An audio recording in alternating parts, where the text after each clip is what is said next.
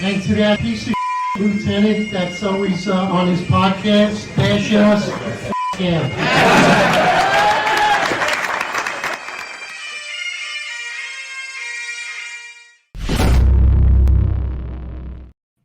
We're live, baby. Live. Hey, good morning, everybody. Hey, thanks for being live with us. I see some comments already. Good morning. Hey, Johnny Angel, shout out to you, brother.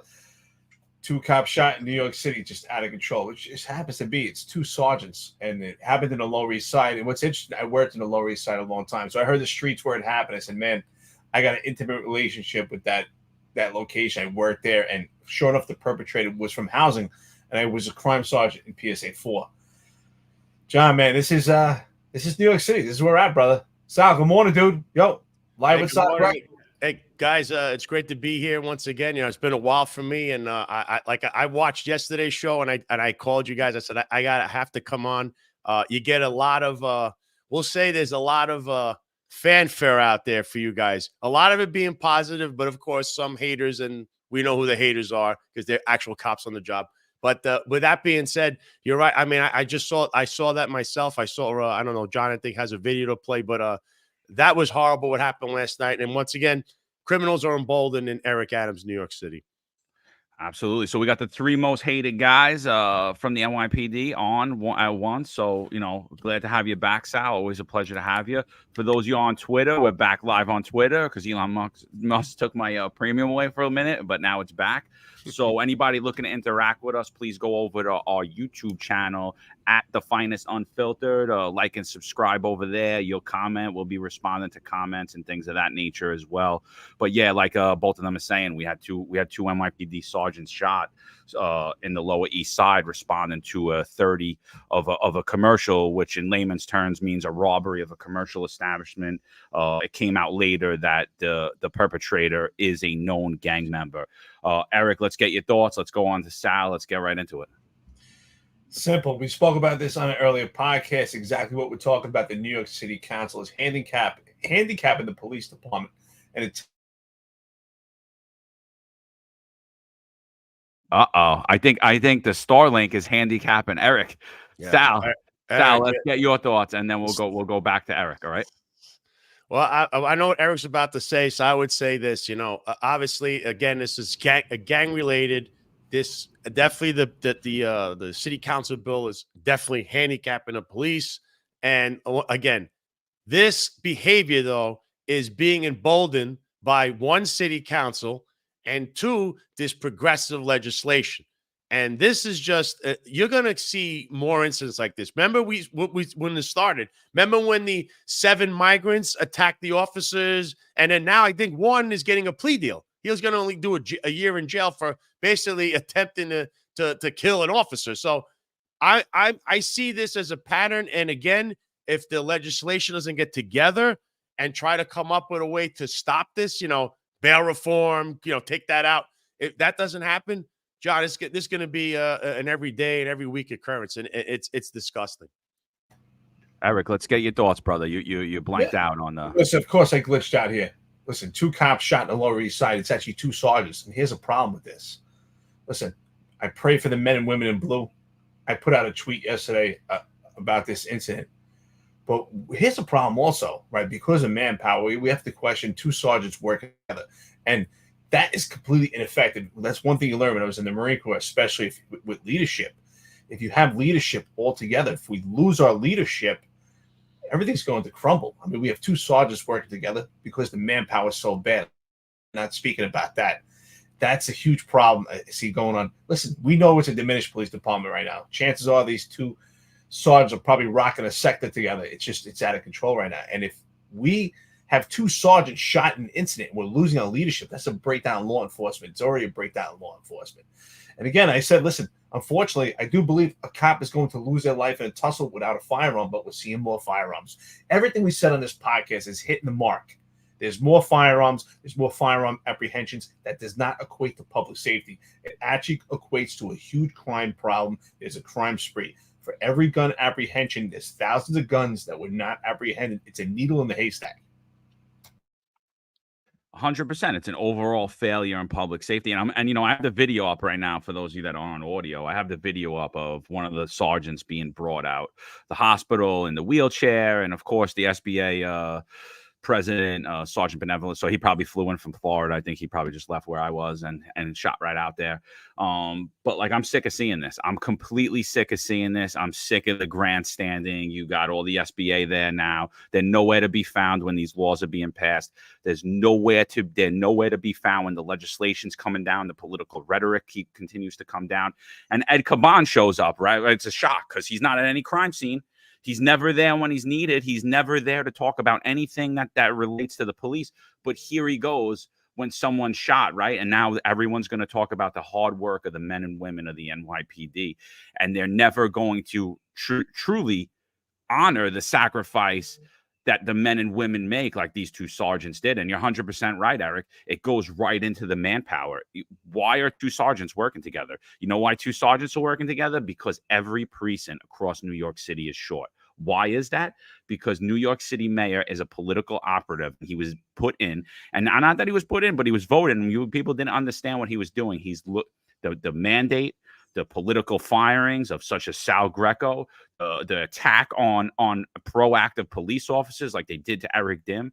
This was all being done purposefully to diminish the police force and bring down the city's payroll. I lay all of the blame for everything that happens in New York City on New York City mayor. I don't discount the city council, the state assembly, and the state senate as well. Sal, what are you hearing about the manpower? Well, if only you just said that, I was going to say something there. So I know that the true number of the active, this is active, not like total, because there's retirees and people that are still on the books that are technically not working or they're out sick. The real number is 28,000 cops.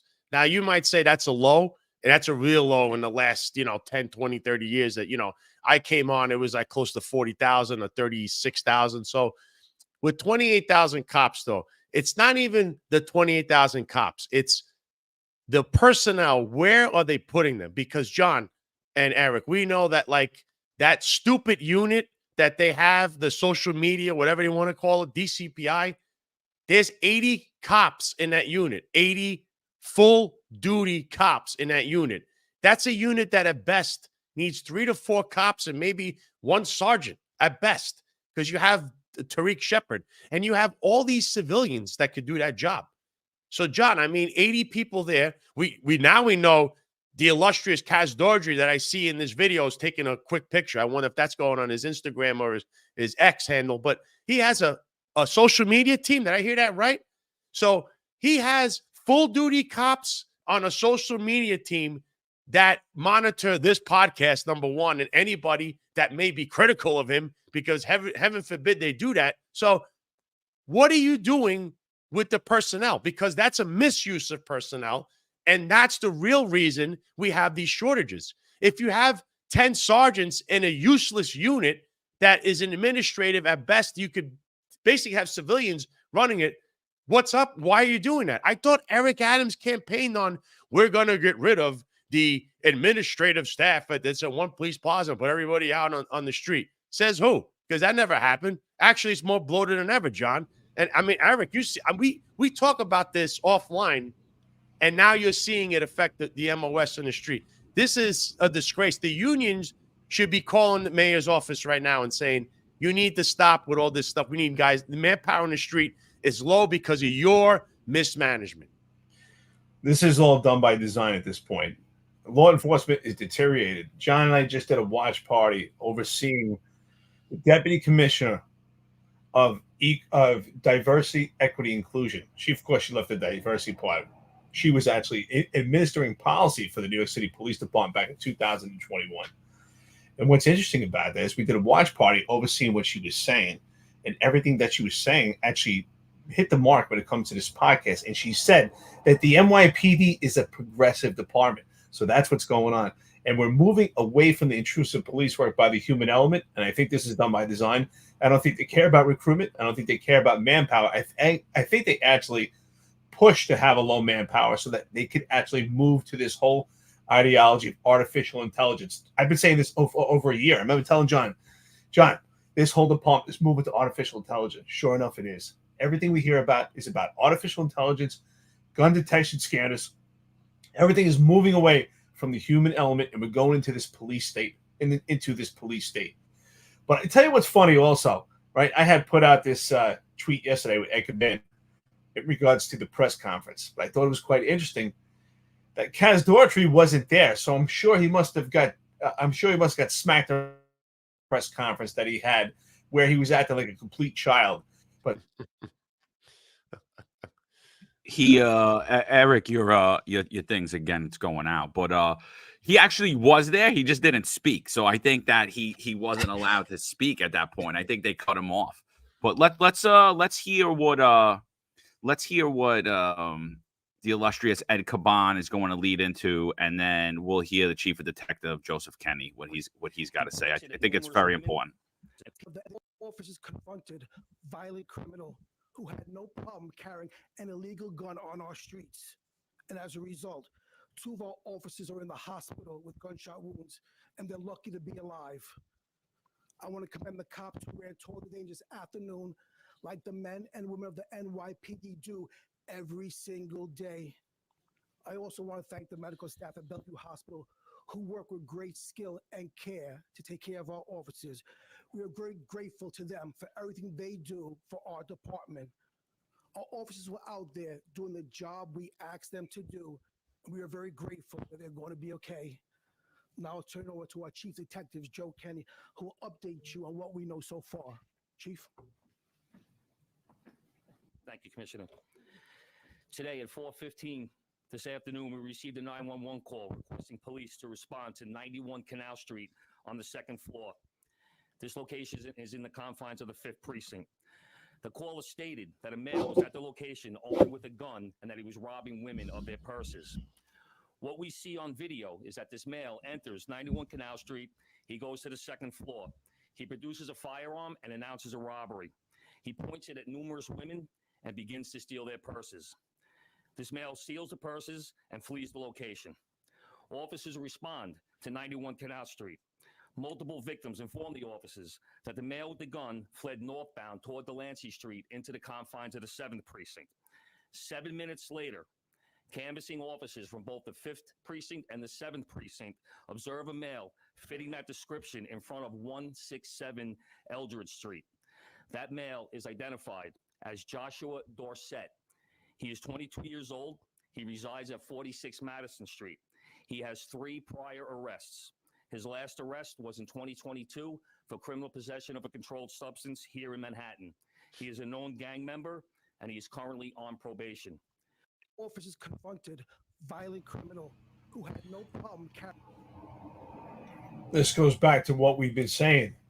How important the gang database is for intelligence purposes for the New York City Police Department. You know what's interesting? That I put this video out, and sure enough, one of our trolls, and John, you know who I'm talking about, Thomas Fiasco, he said, it looks like it didn't matter. It looks like the gang database wouldn't make a difference. The 2 cops would have been shot anyway. Obviously, he doesn't understand police work. Is completely missing the mark. Gang intelligence database provides information, especially post-arrest, that may lead to other arrests or other information to stop these future robberies that are going on, especially if there's a pattern, and also lead to the apprehension of illegal firearms that are tied to this particular shooting. So, of course, we have people that have no idea about police work. They make comments that come from a place of just complete disdain and bias for police work. They hate police work. You know what? They hate themselves. They hate New York City. I don't even know why they live there. I'll tell you this, Eric. I just heard at the end that the guy was on probation. Here he is shooting cops. I mean, why is this guy out on the street? If he's on probation, right, that would have already meant that, I guess, his criminal past, since he's in a gang, he shouldn't be out on the street. I know you got the bail reform. Then you know what? He should have been sentenced when he was on one of his prior convictions, and there should be something on him, because a guy on probation is out there shooting at cops. He's got narcotics. He's a drug dealer. I mean, this is the lowest of the low. And I know that area very well. I spend a lot of time in the 5th and 7th precinct. 7th precinct is where actually IDTU is. So every DWI I had when a lot of them anyway, when I was in the citywide traffic task force, I took them there. To hear that even happened in the area is, I'm taken back, because during my time, you would never hear anything like this. Nothing like this was of the sort. You might have some incidents, but this happens too many times now. We hear about things like this too many times now. This got to stop. And I love when Eric Adams says crime is down, jobs are up. This is the safest city in New York City. And then look what happened in the last couple of days alone. You had a shooting at Gracie Mansion. There's corpses showing up all over the place. And then a shooting that they shot at not one, but two full duty police officers, 2 sergeants right in the street. And he's saying that the crime is down and New York City is great. And let's go party in the Hamptons this weekend. And let's not forget Central Park. We had another robbery last night in Central Park. And apparently the drone's not working. Apparently the drone isn't stopping the robberies in Central Park. I saw a nice little video. I saw the commanding officer of the Central Park precinct. He got a nice pat on his head by Kaz Daughtry, and they posted the drone there. But apparently that's not going to stop the robberies. So City Council has a great plan on how to stop all this, how to prevent cops from being shot, how to prevent individuals from being victimized. And their plan is, what they're going to do is they're going to remove the gang database. And let's just get into some of the names that are there. Let's see. Carlina Rivera, Tiffany Caban, Kevin Riley, Youssef Salam, the public safety chair. He is the chair of the public safety committee, the person that's in charge of bringing together a committee to speak on public safety. So what he believes is that the NYPD needs to remove the gang database. We have the alpha male himself, Lincoln Wrestler, who's auditioning for our new show for the Golden Girls because he has the same haircut. We got Crystal Hudson, Sandy Norse, Shahana Hanif, and let's not forget the illustrious public advocate, Jamani Williams. Eric, what do you think about the removal of the gang database? Every time we talk about a piece of legislation, we look at city council, it's like a who's who. And of course, who's at the forefront also with city council? Jamani Williams, public advocate, who's responsible for the How Many Stops Act. Again, I say it all the time. It's the same characters. It's a who's who from the New York City Council competing with each other. Who could come out with a piece of legislation attacking law enforcement? Just as I said yesterday, John, thank you for complimenting me for saying it. Policing is the most tangible form of government, and we see it right here because the New York City Council always has their finger on it, and the New York City Council is able to actually make proposals and bills that have a direct impact on law enforcement. What does that direct impact have? On public safety. The gang database is a... He froze. Yeah, he froze again. Eric, you just froze again, brother. All right, Sal, what do you think about this piece of legislation, removal of the gang database? Is it going to make New York City safer? Well, listen, I know we are all critical of the police department and sometimes of law enforcement. I'm going to say this, though. And I play both sides. I understand what people say. They think that there's an abuse of this, that the police department abuses this. Now, look, if the police department does abuse this, let's say somebody goes on and uses the computer and they will get, they'll get the charges they try to hit me with. They'll say a criminal association and they were misusing the computer and they'll get fired or whatever. So that'll take care of that. But this bill, actually, this is not good. And I'll tell you why. You have a gang database because if you were on these teams, back in the day, we had a SNU team and all these condition teams, crime teams. And Eric, you actually ran one. So you need this to track, on that wall when you walk in the precinct. Well, the civilians won't know, but cops would know. You walk on there and you see the top 10 guys that are like constantly in your cells in the precinct. That list is people that are on the database. So that's what you need that for, because these people are, how you like to say, oh, this one's associated with this one and that one. That's what it's for. You see the associations, you see the little brackets, like how they do like mob families. That's what a gang database is for. I understand that city council is going to say, and the progressive liberals and the cop haters are going to say, well, you abuse this, but there's really no evidence of that. And if there is, those cops would get fired if they misuse the computer or use the information in some criminal manner. But that is a tool that's actually needed if you're going to combat the gang violence in the street. And guess what?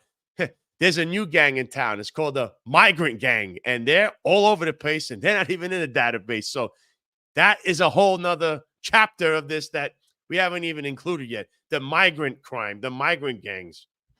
Yeah, and let's not forget that after 5 years, if there's no criminality, people are removed from this. This is an intel gathering mission. This is to know what people are actively involved in criminal gang activity.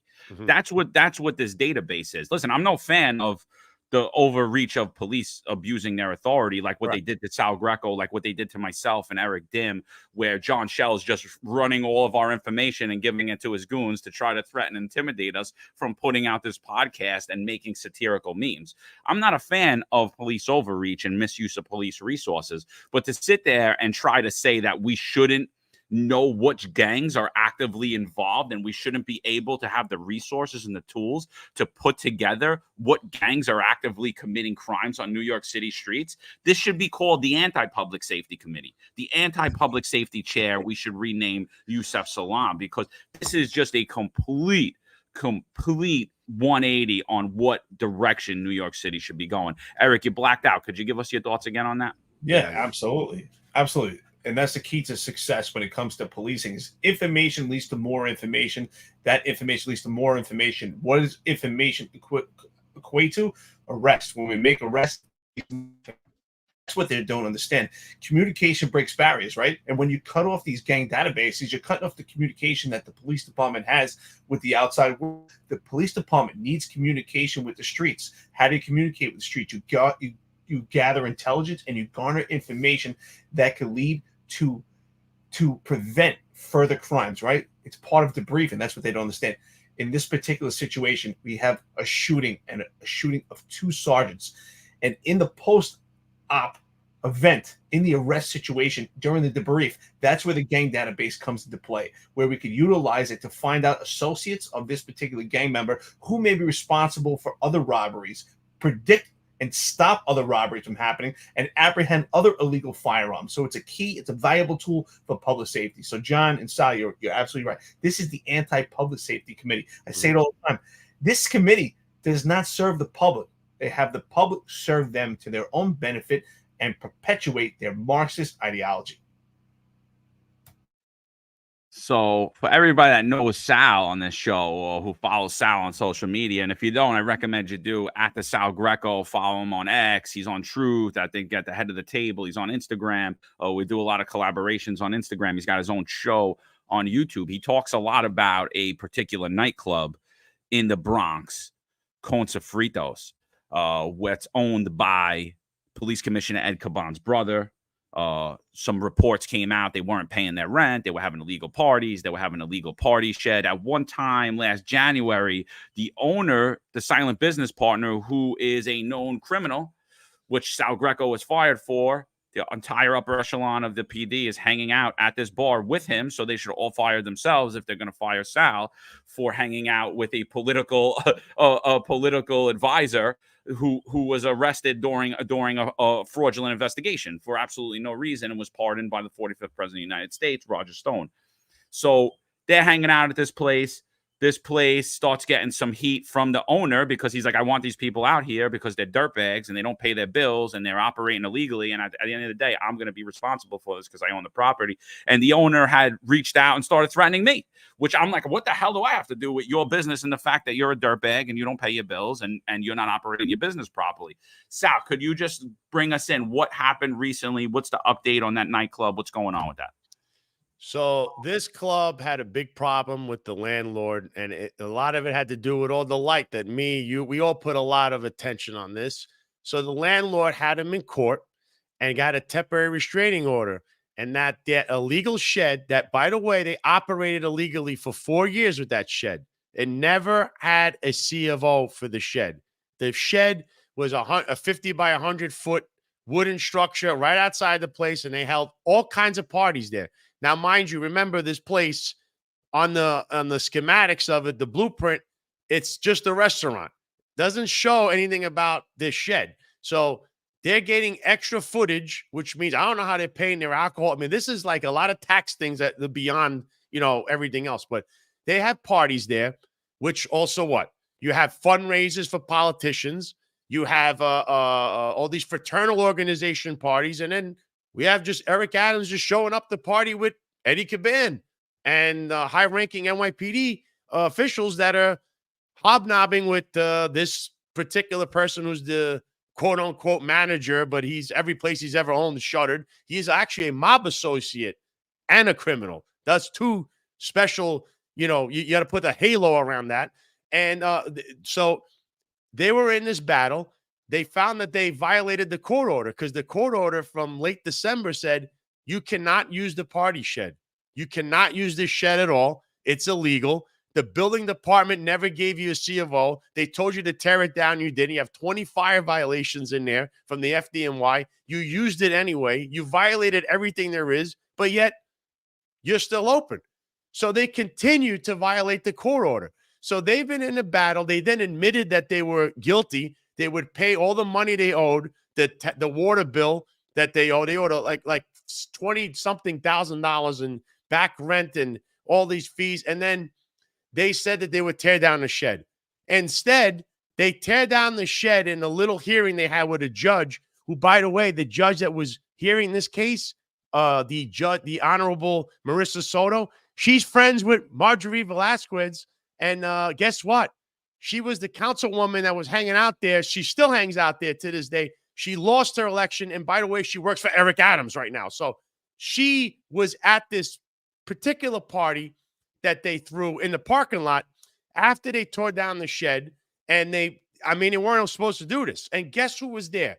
Not only NYPD officers who were out there and they were having drinks. You saw Fat Joe. He's a convicted criminal. You had Peter Guns, a convicted felon. You have all these people there. And there's Sheriff Anthony Miranda. Isn't he the guy that could actually close your business down if you violate stuff like, open air alcohol sales in a parking lot? So, and he violated a court order. Everybody knew about this court order, by the way. So that party became now the last straw where now they got a judge who's not Marissa Soto, Honorable Soto, who knows Velasquez, who was at that party. And they ruled that they must be evicted. They have now, I believe, 10 days to leave the place given by the landlord.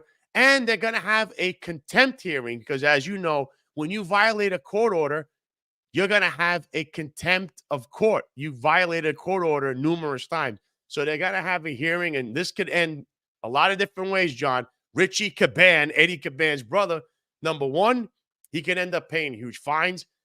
He could end up paying fines and go to jail, or he could go to jail as well. So this is all coming up in the forefront. And remember, this was the clubhouse for the police department, the Democrat Party, and virtually every big name felon rapper that that's, drug dealers that were there. They're all there. Look at the Hall of Felons. There's a plaque with all these guys' names on it, but now it's going to get taken down. So we say the party's over there in the Bronx. What's important to note, Sal's been on this show numerous times, but what's important to note about Con Sofrito, and that's what we got to tell people, is that Con Sofrito reflects the same hypocrisy that Sal Greco was wrongfully terminated. Sal was wrongfully terminated and targeted as a political hit job of his relationship with Roger Stone, which has a nexus and connection to Donald Trump. So sure enough, Sal Greco was terminated. He was investigated for supposed criminal association, which is a policy of the New York City Police Department, which is in the New York City Police Department Patrol Guide, and actually has been amended recently. Do you actually you have the information to reflect on that, Sal? The amendment that has happened recently? Yes, the amendment now says that it's the same thing. You can have wrongfully and only associate with someone likely to engage in or reasonably to engage in criminal activity. But it says there's side notes if the person might have been rehabilitated. So I guess they're trying to say the manager might have been rehabilitated, except for the fact that since you violated a court order, you're actually continuing your behavior. So that won't work. And by the way, Roger Stone was pardoned before they even brought me in for an for one GO15, which is a hearing where they interrogate you. So my guy was already rehabilitated in your eyes, so that won't work either. They're trying to fix what we call the Sal Greco rule, but that's not going to work until our day in court. So I give you a little, salute for trying, but it's not going to work. So another thing I want to bring in, and I think it goes all in all, there's a lot of stuff that came out yesterday about Caban, and we're going to get into that. But before we do, I just want to bring this up.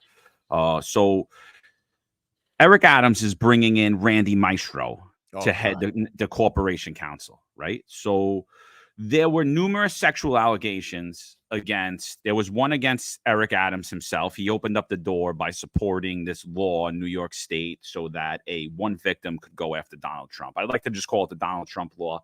And what it did is let women who claim that they were victims open up, do away with the statute of limitations. So they did that, and that same law that Eric Adams celebrated came back and bit him in the ass.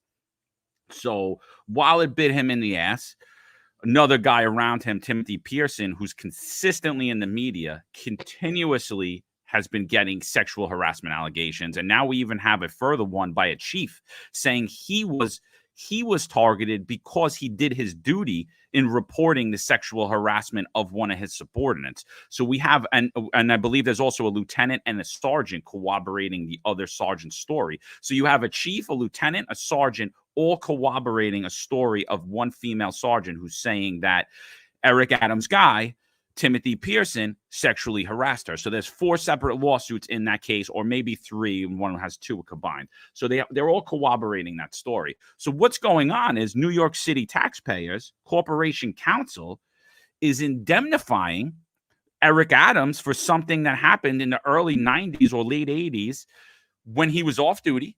And they're doing it under the premise, well, it was because he's a police officer. But newsflash, people, you're only indemnified. Qualified immunity only covers you when it's something in the course of your duty. When something happens in the course of your duty and you acted properly within the scope of your employment, while doing that, will you be covered by the good people of the state of New York and the city of New York, the taxpayers? And by indemnification, I mean that you will be fronting all of their legal defense, as well as any settlement that may arise as a result of this litigation.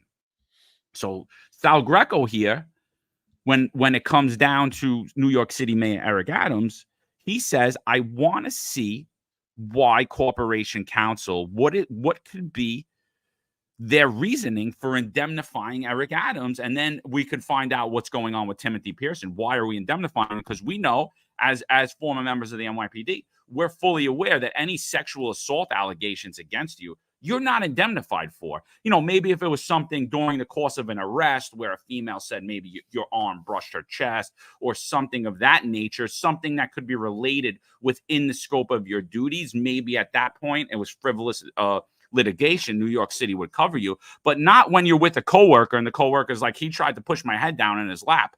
That's not what's happening here. Or in order for me to get promoted, I had to have sex with him. That's not what's happening here. So, and Corporation Counsel is indemnifying him. So Sal Greco sends this letter asking why are we indemnifying Eric Adams? It makes no sense. It's not within the scope of his duties. He's no longer employed by the New York City Police Department, and this happened 30 years ago. Why would the good people of the city of New York have to front his bills and any settlements arising from that?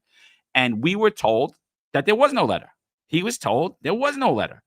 And what happens is the former head of Corporation Counsel starts to say, hey, listen, I don't think that we could indemnify you. I don't think that we can indemnify Timothy Pearson. And this has been reported in the papers, and you could look at that. And so what does Eric Adams do? He removes her, and he's placing Randy Maestro in there. Eric, what do you think about that? And then let's get Sal's thoughts. Unbelievable. First of all, I'm livid by that because I was the subject of numerous civilian complaints, while simultaneously I was also the subject of numerous lawsuits for doing proactive and intrusive police work and illegal firearms off the street. And in one of my stops where I stopped and detained someone under the Supreme Court case of People versus DeBoer, it was a great stop. I had a apprehended a legal firearm a couple hours prior in the same location. The behavioral indicators were there, and sure enough, the actual stop yielded negative results. There was no firearm, but it was a great stop.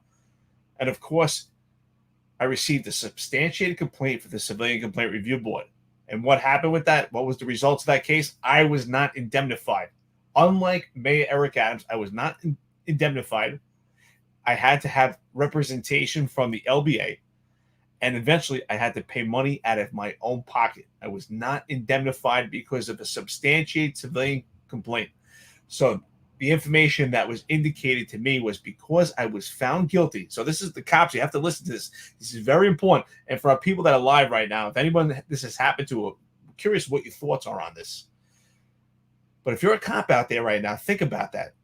If you're found guilty from the Civilian Complaint Review Board, or you actually plead guilty because you're boxed into a position where you want to get promoted or you want to move up and you don't want something to go to trial and prolong your career, once you plead guilty, you will not get indemnified. But yet, if you're getting booty off duty, or potentially there's an allegation of it 3 years prior, it has nothing to do with your employment. If you are at the hand of the king or you are the king, Mayor Eric Adams, you will be indemnified. It will be the burden of the taxpayer. And yet the boots on the ground, the rank and the file doing the job, they're the ones that suffer and pay. And I put this tweet out the other day. Cops right now are paying with their hearts. They're paying with their minds. And what's going on right now, they're paying with their lives. And yet Mayor Eric Adams gets to pave the way for his own benefit. I agree with you, Eric. I actually know that you had to pay for that lawsuit personally when you should have been indemnified. So you know how this goes. But here's the thing. The actual law is a general municipal law 50K2. You know how I know this? I was sued. And when I was sued, I had to fill out the form 50K2. You ask for representation and they give you a letter and it states that they're going to defend you, why they're going to defend you, but it gives you no legal strategy. But this is how the procedure is. You have to do it. There was no record of this for Eric Adams or Timothy Pearson or Jeffrey Madry, who's in this lawsuit, Philip Banks. There's other people in other lawsuits, like Brian Adams, a civilian. We have there's other people in other lawsuits yet, Kaz Dawdry, but none of this. John Shell. John Shell. We have never seen this letter, which is the taxpayer's right. So when we get back to what actually happened here, so they're representing them illegally. He didn't even have the guts to fire Sylvia Hines-Riddicks because it was his right-hand woman, Ingrid Lewis, the one that hangs out at Con Sofrito with him. She was the one that fired her, and she found out through her and on social media. So then this guy, you talk about Randy Maestro. Just got to say one thing about him. If you remember Bridgegate, which involved Chris Christie with that whole scandal, and guess who was his lawyer? Christopher Wray and Randy Maestro, who's the mop-up man. This guy is corrupt. Nothing Eric Adams does is without some kind of corruption and some kind of sleight of hand at play. And I want to mention another thing is while we're at this Timothy Pearson case, this exact lawsuit that you just mentioned, John, and we're talking about Eric, in that lawsuit, the chief mentions one key factor when we go back to personnel. He says that Timmy Pearson and Philip Banks, who are both deputy mayors of public safety in some made-up position, but they're Eric's right-hand man and left-hand man, they're the ones that promote people in the NYPD.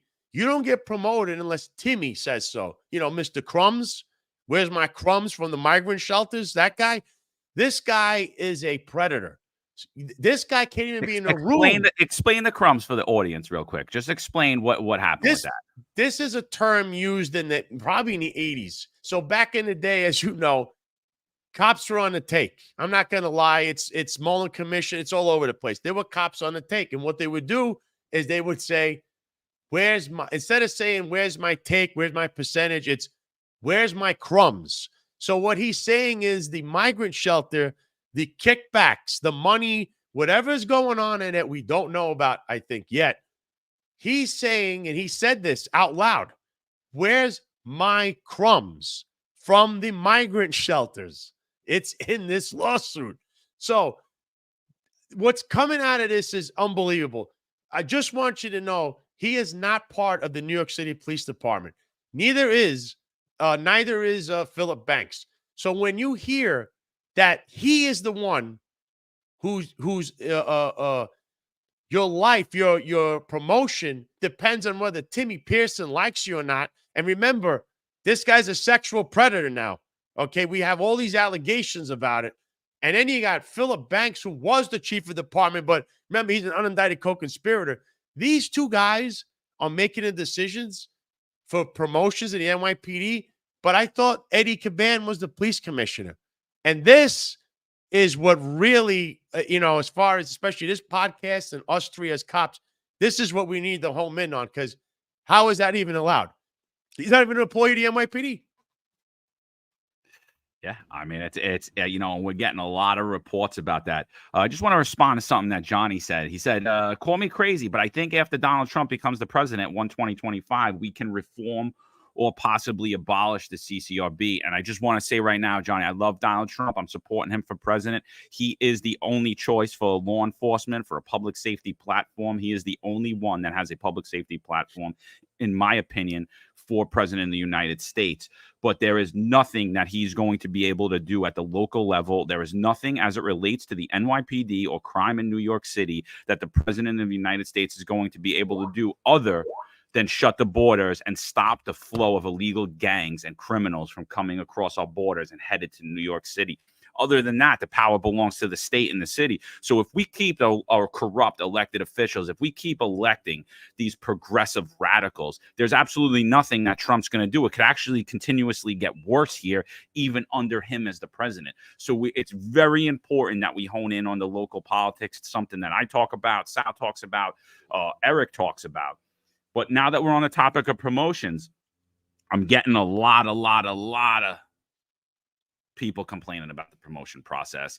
They said, look at the last promotion. There was nobody that's in. There's nobody. It's everybody that's close to the king. It's nobody that's even doing enforcement. It's nobody in the detective squads, not the bosses, not the people doing the work. And if it is, it's people that are close to the king that didn't deserve it. The people that have been there the longest, that are doing the work, they're not getting the promotions. Same holds true when you look at patrol. I mean, listen, when you're a young guy, you're going to go to patrol. Or you're a young guy or girl in police department. You're not going to get promoted right off patrol your first 5 years. That's just ridiculous. But you are doing that. You are holding the brunt of New York City on your shoulders. That is when you are doing God's work, my friend. I'm not going to disagree with you about that. But the supervisors that are on patrol, the lieutenants, the sergeants, they deserve promotions before the person who does, let's say, a vehicle coordinator for Ed Caban, or the vehicle guy that fills out the forms, that makes sure that his SUVs don't get tickets, don't have to pay the summonses, purchase himself by saying that they were responding to emergencies when they weren't, things of that nature. We need to get back to that. Eric, what are you hearing about promotions? And then Sal, let's get your thoughts on that. Well, same thing. I'm hearing the promotions are just completely negative right now on the impact of morale. Why? Because from what I hear, and listen, I get text constantly when it comes to this. I get constant messages about this, that the Hispanic society has a stronghold right now when it comes to promotions within the police department. Shocking, when the most insignificant police commissioner is a huge part of the Hispanic society. Again, this goes back to an extreme amount of nepotism. There's nepotism in every organization, but it's so egregious right now.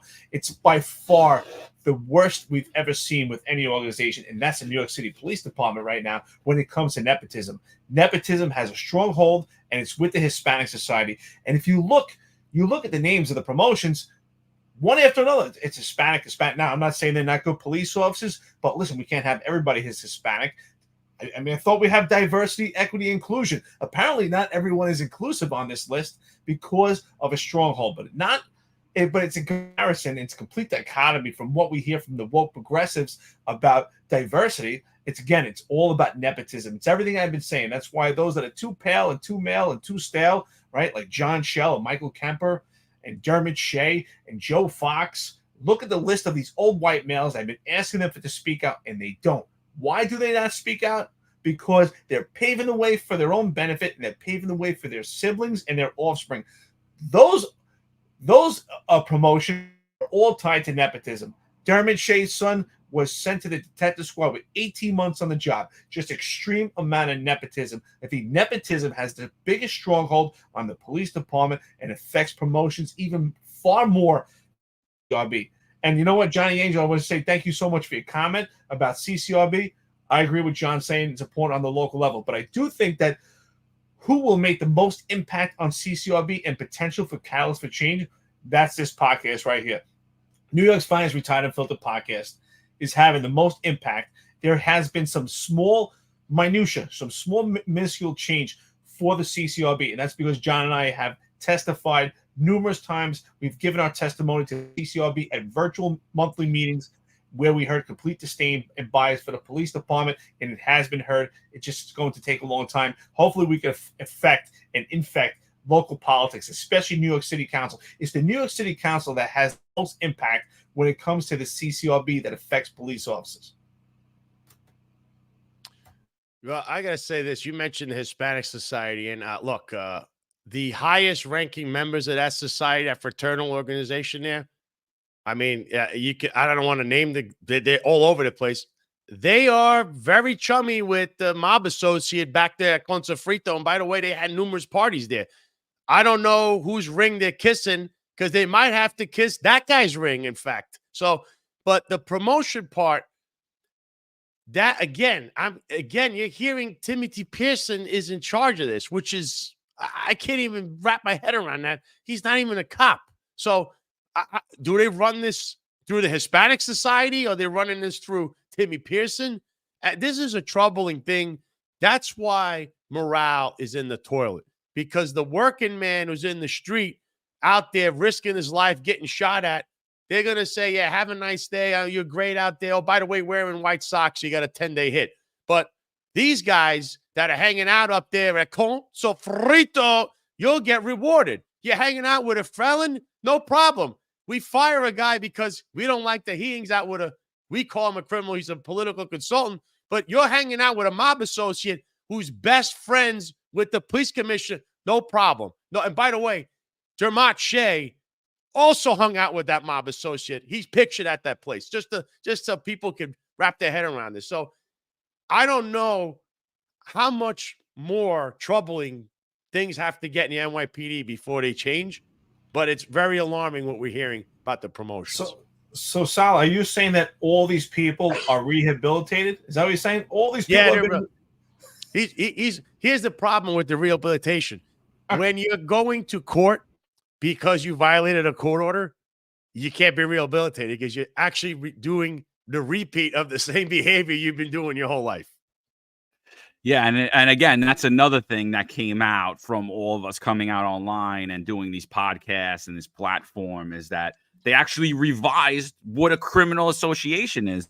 So, but did they go back and undo the firing, the illegal firing and the wrongful termination of Sal Greco? No, they didn't do that. They're still spending millions of dollars. They're paying legal consultants to still continue to fight this case. It's absolutely egregious. Give this man his good name back. Give him his career back. Give him what he worked for without an unblemished record. Give him what's due to him. That was a political attack because on the political wins that falls solely on Eric Adams' shoulders. And let's not forget, Key Chan Sewell signed off on that. So screw her too. I'm sick of people. Oh, she was the best. No, she wasn't the best. Because if she was the best, Sal Greco would still be working. I'd still be working. Marlon Bethel would still be working. Eric Dim would still be working. So no, she wasn't. She wasn't the best. She knew exactly what was going on, and she ran away. Before you finish that, Keyshawn Sewell was also hanging out with the mob associate. So it's all three police commissioners. The last three police commissioners were hanging out with this guy, and at that place it's a fact. Especially, I guess John, we're not part of the Hispanic Society. Maybe if we were there and we were hobnobbing with the mob associate up there, we would have been in the shed. We would have been okay smoking cohibas, Well, you know what it is. It's a big club, and you guys ain't in it. And neither am I. Nope. So this comes out in the Post yesterday. Qatar paid for NYPD commissioner's Middle East trip. Adams' administration was mum on who picked up the tab. So actually, NYPD DCPI Tariq Shepard actually said that the city paid for the trip. So it was actually a false statement made by him. He told the public, but that's nothing out of the ordinary from he was handpicked for a reason. He wasn't handpicked to be open and transparent to the public and let everybody know what's going on. Eric, what do you think about Ed Caban going to Qatar? This meme, I updated it just with the Post article, but this meme came out a while ago. And it was actually after I posted this meme that I started receiving threats from Ed Caban's brother's business partner. So it's funny that I don't know how it was related to the business. I wasn't related to his business at all. The fact that they're dirtbags, they don't pay their bills, and they operated illegally. But my only connection was that we made a satirical meme about Ed Caban. And, again, I blame the New York media for they all watched it. They all saw it, and nobody's reporting on that fact either. What am I being threatened about him being a dirtbag and not paying his bills for? It's the person who owns the business saying, get these guys out of here. They're dirtbags, not me. So this meme comes out. Now we have the story. We updated it with what the Post is saying. Is there a legitimate reason for the New York City Police Commissioner to be in Qatar? And should Qatar be paying for this trip? What do you think about that, Eric? First of all, again, more gaslighting by this administration. Immediately when this came out in Post, right away I put out a tweet and I said, I'm sure if Qatar paid for this, they probably want a refund because this is the most insignificant police commissioner. There's absolutely no reason that he's going to Qatar. If there's some type of counterterrorism going on, honestly, they must want a refund. But if there's some kind of counterterrorism going on, I don't see it. Especially, this is absolutely ridiculous, especially with this police commissioner. This is the traveling. This is the party administration. I honestly, I don't have an issue. If Qatar wants to pay for it, I mean, that's great. It comes off the New York City taxpayer. But again, I think you nailed it just now. The media is doing a terrible job of investigating and getting the journalism when it comes to this story because the media really backed off. Adams initially responded in regards to this and said he didn't know how this was paid. And then sure enough, Tariq Shepard immediately responded after they started to get their ducks in a row that it was paid for by New York City Police Department.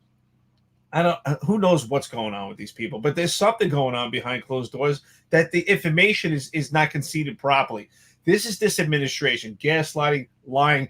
There's 1,000 ways to tell a lie and one way to tell the truth. And that's what's going on with this administration. They lie, and lie. And that's why you get different stories. And that's why you have Tariq Shepard, you have Cass Daughtry, and these other characters running the New York City Police Department. If anybody's watching this right now, if you're from a police department in a different part of this country right now, you have a Cass Daughtry, you have a John Shell, you have the same characters that we're talking about. You may not know the names, you may not know the faces, but the shit smells the same in your police department because that's what's going on here. It's weak infection going on in police departments throughout this country. It's total corruption.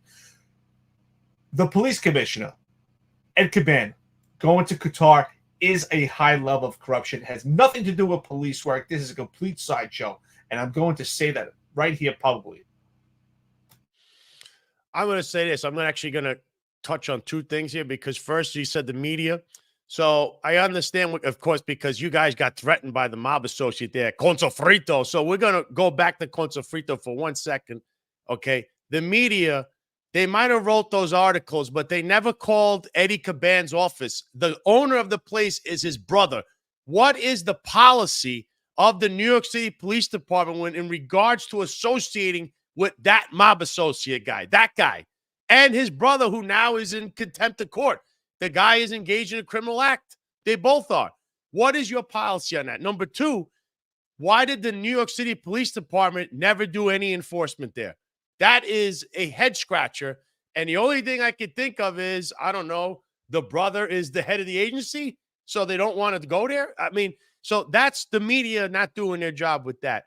With this part, not too long ago, Eric Adams, who's being investigated in 4 separate federal investigations, and one of them, they have him going on a flight, I believe, to China or Turkey.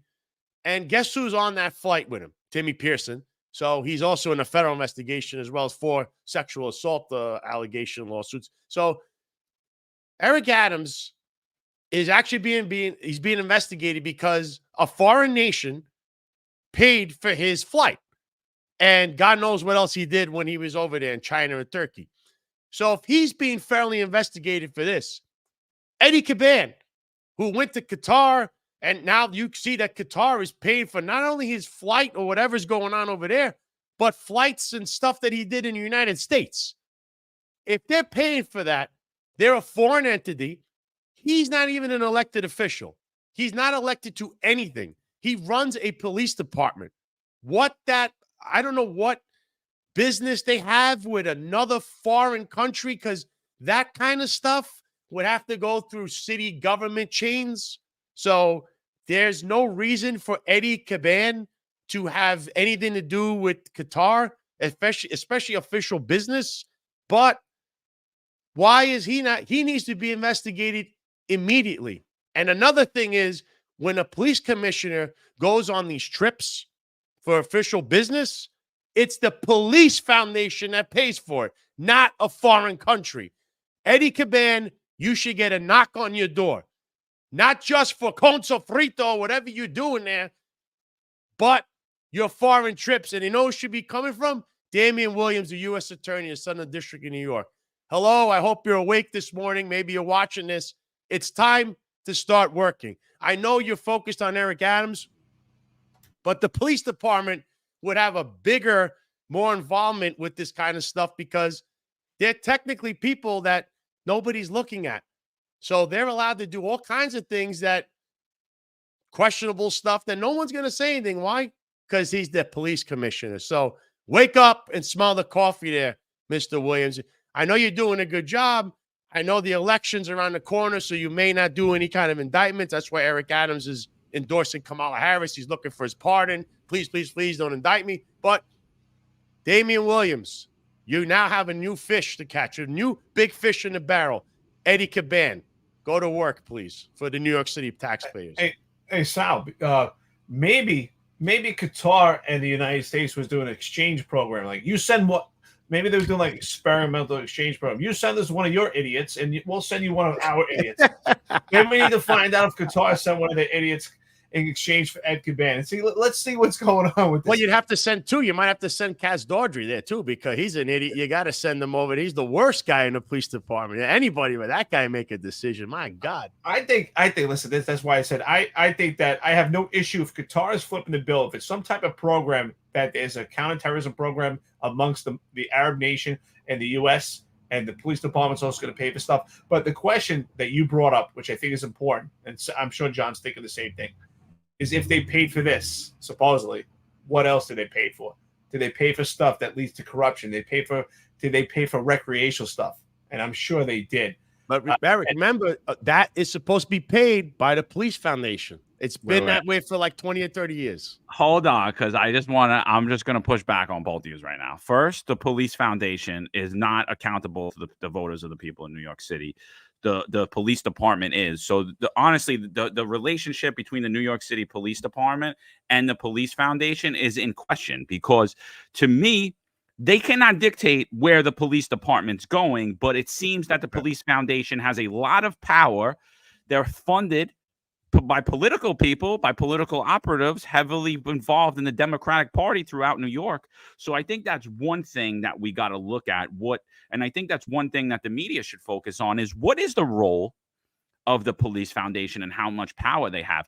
The second thing I'm going to push back on is a foreign nation paying for a police commissioner to go overseas is the ultimate form of corruption. And more than likely, it's criminal. More than likely, it's criminal. I'm going to read you the definition of official misconduct. Public servant is guilty of misconduct when, with intent to obtain a benefit or deprive another person of a benefit, he commits an act relating to his office but constituting an unauthorized exercise of his official functions. Knowing that such an act is unauthorized, or he knowingly refrains from performing a duty which is imposed on him by law or is clearly inherent in the nature of his office. Official misconduct is a Class A misdemeanor. So now this, I'm not saying that just Ed Caban's guilty of official misconduct for going over to Qatar. I'm saying that everything we spoke about Everybody's guilty of official misconduct for every issue we just touched on and everybody that's involved in it.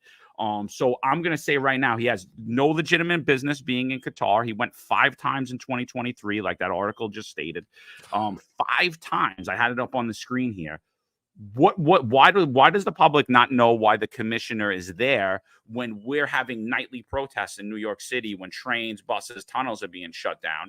The public, they answer to the taxpayer. The taxpayer pays for him. The taxpayer pays for his $260,000 salary. There is no legitimate reason a foreign government should ever fund anything, and that in itself is the ultimate form of corruption, because it leads to manipulation.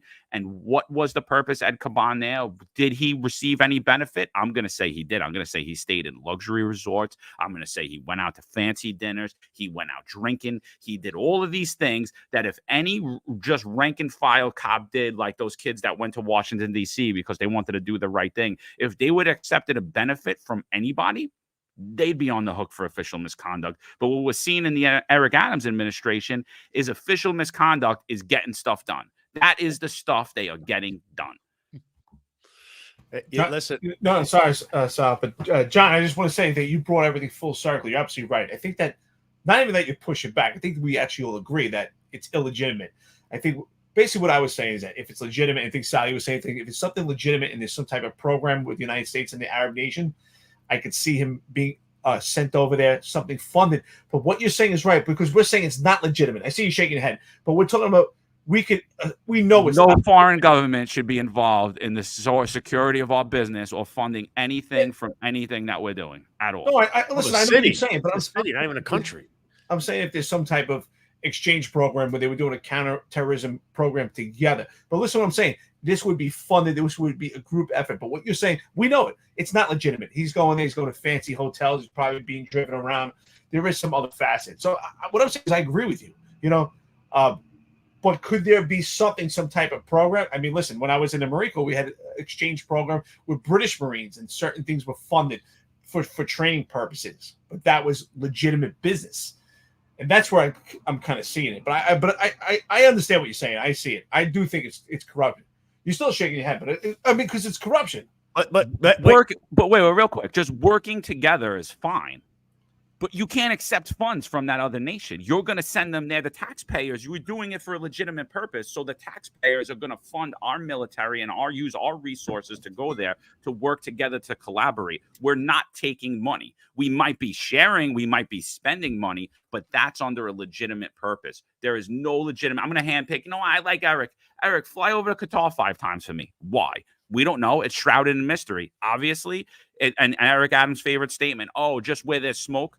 Where there's smoke, there's not always fire. Well, guess what? There's plumes of black smoke all over New York City. So that I'm not even saying there's one fire. I'm saying there's multiple fires in every facet of his administration. And we're going to get into even more of it as we go along. Sorry, Sal, what were you saying? No, I'm going to say this is you're actually right. Because what you put on the screen, you see that other part, he knowingly refrains from performing a duty which is imposed upon by law, is clearly intent in the nature of his office. Official misconduct is a Class A misdemeanor.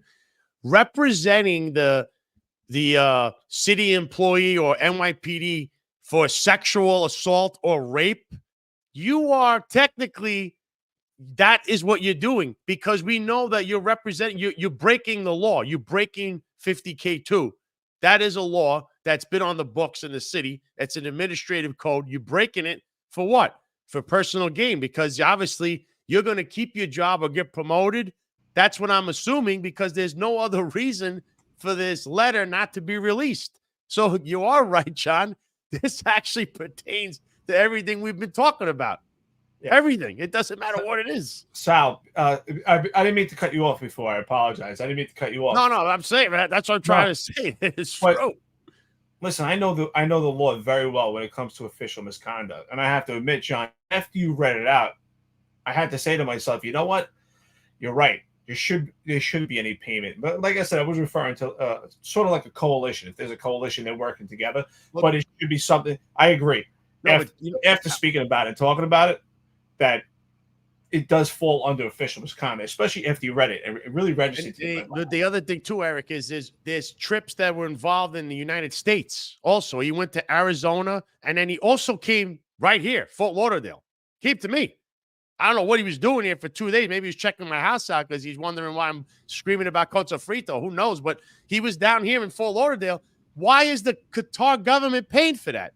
You should invite him to one. You should invite him to one of your soccer games. Yeah, invite him over here. We could have a talk and say, well, I don't know. You know a certain amount of criminals. Apparently, you're saying I know some. Maybe we should talk. You know, maybe we could work this out. John, listen, I heard they had a good. I heard Kaz and Shell had a great time in Washington D.C. and they went out on the town. I don't think they know because I don't think they went back far enough on the podcast. But we actually do know a lot of Washington Metro, D.C. cops that follow us and that interact with us on here. So they're aware of the memes. So just so you know. But there's just something I want to bring in from the audience because I really think it brings it full circle. And Eric, I really want to get your thoughts on this. Joe Curry states this: the ultimate form of misconduct is Eric Adams' time as a police officer in New York City. There were allegations. No, listen to what he says. True. He's 100% right. I know what you're going to say. Go ahead. Listen to what he says. There were allegations. Oh, could I show this? I might be able to bring this up on the screen. Bring it up. Yeah, oh yeah, I can. The ultimate form of misconduct in Eric Adams' time as a police officer in New York City is there were allegations from the 90s expunged since he ran for office. A very questionable thing. So, Eric, you have a lot of allegations. You're the most complained cop about in the NYPD. Does your record get expunged if you run for office? Why don't you run for office and then you could clear your name? Why don't we know what Eric Adams' stuff is? There we go again, official misconduct. Yeah, Eric, let's can we wipe your record away, Eric? You run for office. You want to run how Roger's your campaign manager. I got you. Don't worry. Maybe I'm rehabilitated, Sal. Maybe I'm rehabilitated. You're not a mob associate. He's the least complaint cop now. He's the least complaint cop. The least complaint cop. You know what, John? I have to say, this brings me to a crossroads, right? Because if my record was to get expunged, I wouldn't be the most complained cop anymore, and I'd have to change my moniker for this podcast and for social media. But and what people don't realize, that's why I want to be the catalyst for change. I own it, but I will say, it affects, and it affected my life on the job, but it affects my life, in retirement, and just in life in general. If someone calls my name, I'll be the most complained cop forever. It's there forever. It's there for everyone to see. But you know what, John? Now that you're saying it, I never wanted to run for office. It was not something that was in my wheelhouse. It was not something that I thought of doing. I love doing this podcast. I love speaking to people. I love communication. But maybe, because I've been saying to myself, how do I ever get this record? How do I get this record changed and be exonerated and be vindicated? Well, you know what? Maybe I'll have to run for office now. That's what you're saying. And maybe I need to have the hand of the king. You know what? I guess it's good to be the king, because apparently that's the only way to have your record expunged and to have your record not viewed by the public. I mean, Kaz Daughtry's record is not viewed by the public right now. May Eric Adams, but mine is, because I'm not at the hand of the king. But I can change that. We can change that. We're doing it right now. We're going to make those changes. I know. See, I know what he's talking about, the allegation. That's why I was laughing, because one of them was, I believe there was he accused a female, I believe, of cheating on the sergeant exam, and he berated her so much that this lady ended up she left the police department. She got scarred, and there's documents to prove it. But the NYPD will never show you this. The other ones were, I believe, the criminal association. He was a real compensated security for Mike Tyson and Louis Farrakhan. There were two separate incidents he was investigated in. There was nothing that came out of that. And you know why? He had the right attorney at the time. And the police department decided not to, give him a hit or do anything with it. They waited a year and they closed it out because, he wasn't, I guess he wasn't hanging out with a political consultant that was good friends with the former president of the United States. But if you hang out with Al Sharpton, Louis Farrakhan, and today you hang out with a mob associate in the Bronx, you're fine, because, that's how the police department runs today. I mean, that right there shows you all you need to know about Eric Adams. He's right on the money, Joe. He knows his stuff. 100%. Listen, Joe, it's a big club, and you ain't in it either, my friend. Nope. So that's what it is. Eric's not in the club. Sal's not in the club. I'm not in the club. Marlon's not in the club. None of us here are in the club.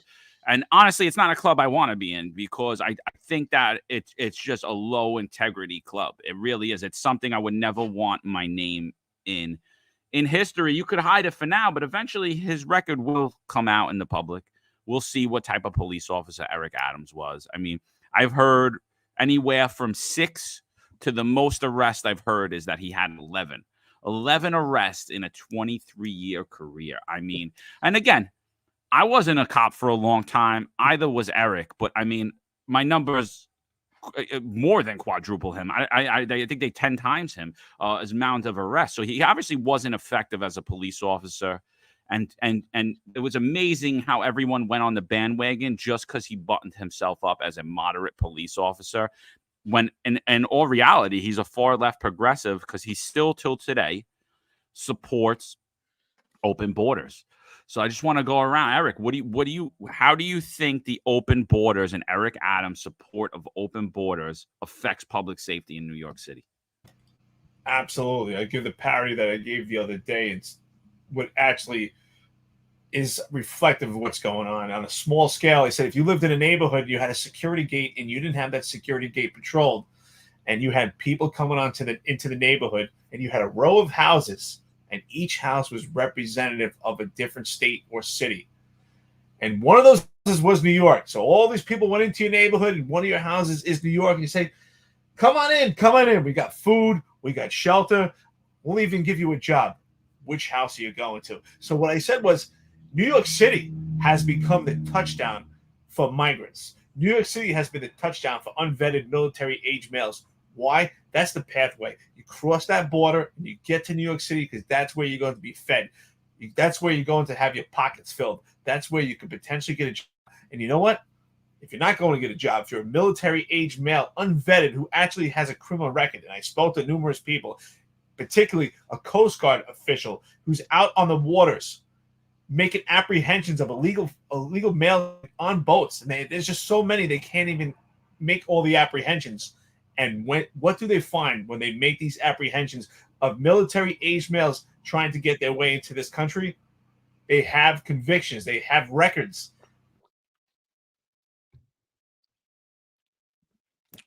We lost Eric again. So, Sal, what do you think? How do you think that the open borders affect, and Eric Adams' support of open borders and continuously funding these legal immigrants, how do you think it affects public safety in New York City? He has probably doubled the crime rate through the the migrant crime wave. The migrant gangs are there. That's all on him. I know he has a certain bootlicker that gets into his press conference and, oh, Kaz Dordry, oh, let me ride around with you. Oh, John Shell, let me ride around with you. Oh, Eric, can I ask you the question? He throws in the migrants. What do you look? This guy is the cause of that in New York City. And you want to know why? You know that right to shelter law, and he challenged it, but then he backed away. The way you challenge that, every mayor has failed. You know why? The law pertains to you have to give shelter to a documented man from this or woman from this country. It doesn't state anything about an undocumented person. So you need to go to the court so the court clarifies this. And then when the court clarifies it, that's how you're able to change it. You can change it if you're smart enough. Eric is too busy going out every night at 9 o'clock and going home by 5 or 6 in the morning. Well, that's why he's got bags under his eyes all the time. Now he probably not sleeping because he's worried about being indicted. So that is, I don't know how this guy, to be honest, I don't know how you could govern a city where you're out every night partying. I really don't know how that works. And of course, who's paying for all his stuff? That's a whole separate issue. But to govern the city, knowing that you're out 4 to 5 nights a week, which we've documented, I've documented this myself personally. He's been out 4 to 5 nights a week partying. How do you run a city like that? How can you do it? Do you have the time to do that? Because you're out all night. That's when you're doing your business. I mean, that's what it looks like. You're busy at night doing, we don't know what yet. I mean, you could kind of assume, but you're out at night. So that's the mayor of nightlife. That's his real nickname. But the migrant crime wave is destroying the city. Not the migrants, the migrant crime wave. Then he wants to give everyone a job. So, Mr. I love the New Yorkers, but you want to take their jobs and give it to these guys. That's what he really wants. Like, oh, we need lifeguards. So these guys are great swimmers. What are you trying to say, Eric? What exactly do you mean? Because I have a feeling you are trying to make a certain derogatory remark and be cute because your complexion is your protection, as we all know. I mean, this guy is the most conflicted man ever to be mayor of New York City. That is Eric Adams. Sal, you're just a straight white alpha male who's a knuckle dragger. That's what you are. Yeah, I'm a knuckle. Yeah. Guess I'm a WAP, really. I'm a WAP, right? Because I'm Sicilian. Well, you're without papers, my friend. Listen, I agree with you 100%. The law, the right to shelter law, I don't even think it pertains to anyone outside of New York State. I think you had to have been a New York City resident at some point for that law to even pertain to you. Correct. So, but my contention with what Adams is doing, he knows the law full well. He's purposely misinterpreting the law. So that it has to go to the courts so he could point his finger, which is what he consistently does. He's never for anything. He's never against anything. Yeah. He just points fingers. It's not me. It's not me. I'm not doing it. It's the law. He's purposefully misinterpreting the law. I don't even think it needs to go to the courts. He just needs to follow the law. And he's not. He's not. He's getting it to the courts by willingly misinterpreting the law. And again, I understand that it's possible that he misinterpreted the law, because he never actually fully understood the law. Obviously, from the time of his police career, we're able to see that he didn't fully. What do you think about that, Eric? What do you think about the right to shelter? We lost you on the last one. Yeah, you were talking, and I don't know what happened. I got another glitch. I think. Listen, the right to shelter. How does that happen? He just went out again. Holy shit!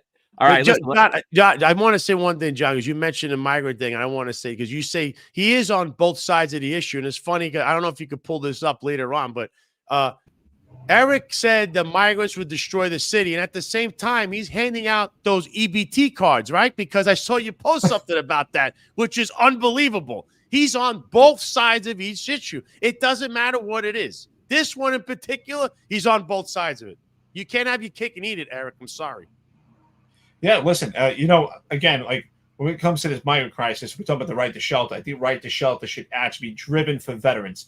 8% of homeless are veterans. We got to take care of our veterans before we take care of anyone else. We're taking care of military males, all right, but we're taking care of military-aged illegal males that are unvetted in this country. And we're not taking care of the military males that are veterans in the country. Listen, for these glitches that have happened, I apologize. But you know what? We're getting this content at you. I got to work out some issues with Starlink, but that's okay. I got to take Eric, look at that comment. Eric Adams from TC. Eric Adams' knowledge of the law is unparalleled. Just ask him. He's right. Listen, and God, don't forget, every weekend, this weekend, well, he's supposed to be in the Hamptons, but he's usually at the church on a Sunday to remind everyone that 30 years ago, God woke him up from a cold sweat to tell him you're going to be mayor of New York City. God ordained him to be the mayor. Just remember that. Look, a couple more serious issues, and then I want to have a little fun on this. I want to talk about some other stuff, but Sal, you want to walk us through what happened yesterday with Camille Joseph Verelick, Adams' chief of staff? Yeah, this is unbelievable. I don't know. I've lost count of how many people around this guy. If you have a chessboard, the entire chessboard of pieces would be corrupt. Put a C on all of them because none of them are straight. So here's his chief of staff. So she had to amend her financial disclosure. And why does she have to do that? Because she works on the board of an energy company that apparently she got a waiver that she could work there and be the chief of staff because allegedly she's not getting any money from that other job. But yet that company, the energy company is from Connecticut, does business with the city. That is a gigantic conflict of interest. And their watchdogs have been all over this. But yet is she going to be held responsible? Because, by the way, the waiver, they don't want to show you that. You're not allowed to see the waiver, even though she works for the public. She's a public servant because she works in his administration. You're not allowed to see that.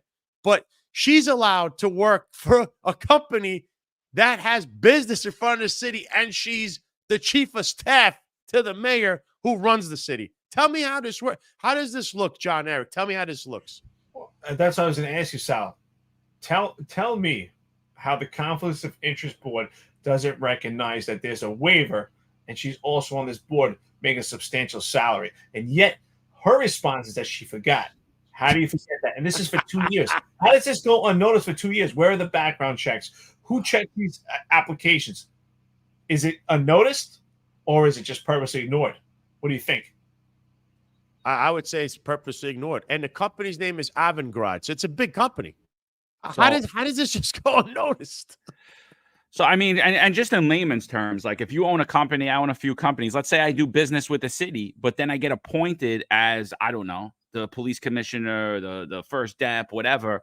And I just stopped taking a salary from that company. I'm still on the board. I still own the company. I still own shares. And that's what they're doing. They're like, well, I didn't take any money from the company. It's like, no, but your company's making money doing business with the city. And what that's called is a conflict of interest, my friends. Something that happened with a certain MTA security contract that was awarded to a security company that the deputy commissioner of public safety, the deputy mayor of public safety, the unindicted co-conspirator Philip Banks' company was awarded, where he actually documented it on his form to become the deputy mayor of public safety. He documented it, but then when he was questioned about it, he's like, "Oh, I'm not even part of that company anymore." So the corruption is ripe. It is completely ripe. What's up, Lily? We see you. I don't know why the notifications on YouTube aren't going out properly. We're heavily censored, whether it's Instagram, Twitter, YouTube, whatever it is. I mean, it is what it is. We're just going to go. We're not worried about it. We're not looking at the analytics. But even with that, we're growing at an insane rate. So thank all you guys for tuning in and coming in and following. But yeah, I mean, corruption's ripe, right? Am I off base? I think it shows like everyone around him. These are the crumbs, right? These are the crumbs. The crumb is you get the security contract, you get this position, and your electrical company's still getting some crumbs thrown at them, right? And that's the crumbs that we were talking about. Lily, what's up? Listen, thank you so much for the support. Lily's always supporting us. But check out what TC put here. As a cop, you can't even suggest a restaurant to a civilian. I mean, we're talking about level of corruption here and how much oversight there is, right, when you're a government official or on a law enforcement, anywhere that you have a say in politics. Look at this. Well, Eric, though, I don't know about that because I'm sure there were plenty of cops, maybe even a Hispanic society upper echelon, that were suggesting Con Sofrito to many people, even felons. Yeah, I mean, listen, I mean, that's why we were the best era, John. You say it. Sal, you say we were the best era ever seen with the police department. There was so much oversight. People were scared to get a free cup of water. And, you know, people like Timothy Pearson, I can only imagine what he was doing when he's on the job. He's getting his crumbs now. Can you imagine when he was actually in the police department? Man, he must have been some sight to see. He has a bad temper, too, from what I understand. Very bad. Hot. Well, I still want to see the video from Timothy Pearson when he shows up wearing an NYPD jacket, which he's not a member of the NYPD. That's known in law, Eric. That's known as impersonating a police officer. So he showed up at a migrant shelter. The security stopped him like they were told to do, and he choked out a female supposedly, and then she winded up getting arrested. There was a huge response. So I still want to see that video. Viral News, you might have that video. But that migrant shelter definitely has a video. I still want to see the video of that. I want to know what happened. I'd love the news to interview those security guards that were arrested at the scene of that, who didn't know who he was when he tried to push his way through and exercise police authorities, which he has none of, by the way. So I'm really curious to see that. That's one video I'm dying to come out. I'm dying to see that news story. I'd love to do a podcast about it because I don't know. I have no idea, but I'm going to say if I see that video, I'm going to guess, if I'm a betting man, I'm going to guess that he committed a crime that day. John, I believe it was a level 3 call. The supervisor called the level 3 as well on that. And I don't know about the video. That case was dismissed, and the DOI has been like looking into him, that, and everything else he's involved in ever since that incident. Because that is a lawsuit that the guy went to prison. The woman was in jail. She didn't even do anything. It was Timothy Pearson who was the aggressor. And again, look, he manhandled a woman. You see what I'm talking about with this guy. He's a hothead. He had some history on the job. He had problems. He was with his ex-wife. That, you know, he got off the job in a shady way. He was under investigation for something. I don't know if I should say it publicly, but I know what happened to him and why he doesn't have a good guy letter. He doesn't have the right to carry a firearm. Does anyone realize this? I mean, one simple look, you would know all this stuff. But I get everyone, the media wants you to have like here's the official paper from you can't get that. The police department won't give it to you. I know from the people that investigated him, but they won't write this. But they're all scared of this guy. But they also don't want him working for the New York City government. So I don't understand how the media works, because they seem to also run interference for Eric Adams at times. Look at the circle, Sal. Look at the circle of Adams. Everyone in Adams' circle has some type of investigation that was in their background, something sketchy. Timothy Pearson. I mean, look at all these people that are in his circle. They all have a sketchy past. They all have some type of background. It's obvious. He picks people that have dirt on them because he's got dirt on himself. That's why. And Eric, I think I'm going to go back to something that John put out a while ago. And I think I said this before. John said he hoped that Eric would be mayor for another 5 years, because there'd be content on this show and our Instagram for the next 5 years, probably every day, just on the Eric Adams administration, whatever they did the day before. Well, it's two things. I hope that Eric Adams gets another 4 years, because it's hysterical. The memes, his policies are absolutely horrific. But there's another thing. John Shell and Kaz Daughtry said that they're going to start their own podcast. I'm not kidding. If you guys do it, I'm just letting you know. I am going to do a counter show every day. It's going to be a complete analysis of the podcast you did. I'll help get you followers, because I think it's going to be amazing, dude. I'm telling you, I think Kaz Daughtry should be a reality TV star. I think cameras should follow him around every day. From what I hear, they are following him around every day. And I think a certain show is going to follow the drone commissioner, or the deputy commissioner of social media, as he's often referred to throughout the ranks of the department. So I think a certain popular show that's surrounded by police or something like that he's going to be on, but that will remain to be seen. We'll see. But I think he's getting followed around by cameras. He's obviously getting followed around by his social media team. One thing I just want to bring in here, because it's been 23 years, September 11, 2001. We're getting close to September. We're in August now. The masterminds of 9/11 and people around that were recently given a plea deal. The American people waited 23 years for justice. What are your thoughts? Should they have got the death penalty? Should any plea deal have been given to these gentlemen? What does that say about our justice system federally? Well, I think it's nice of you to even say gentlemen, because they are savage perpetrators, cretins of life.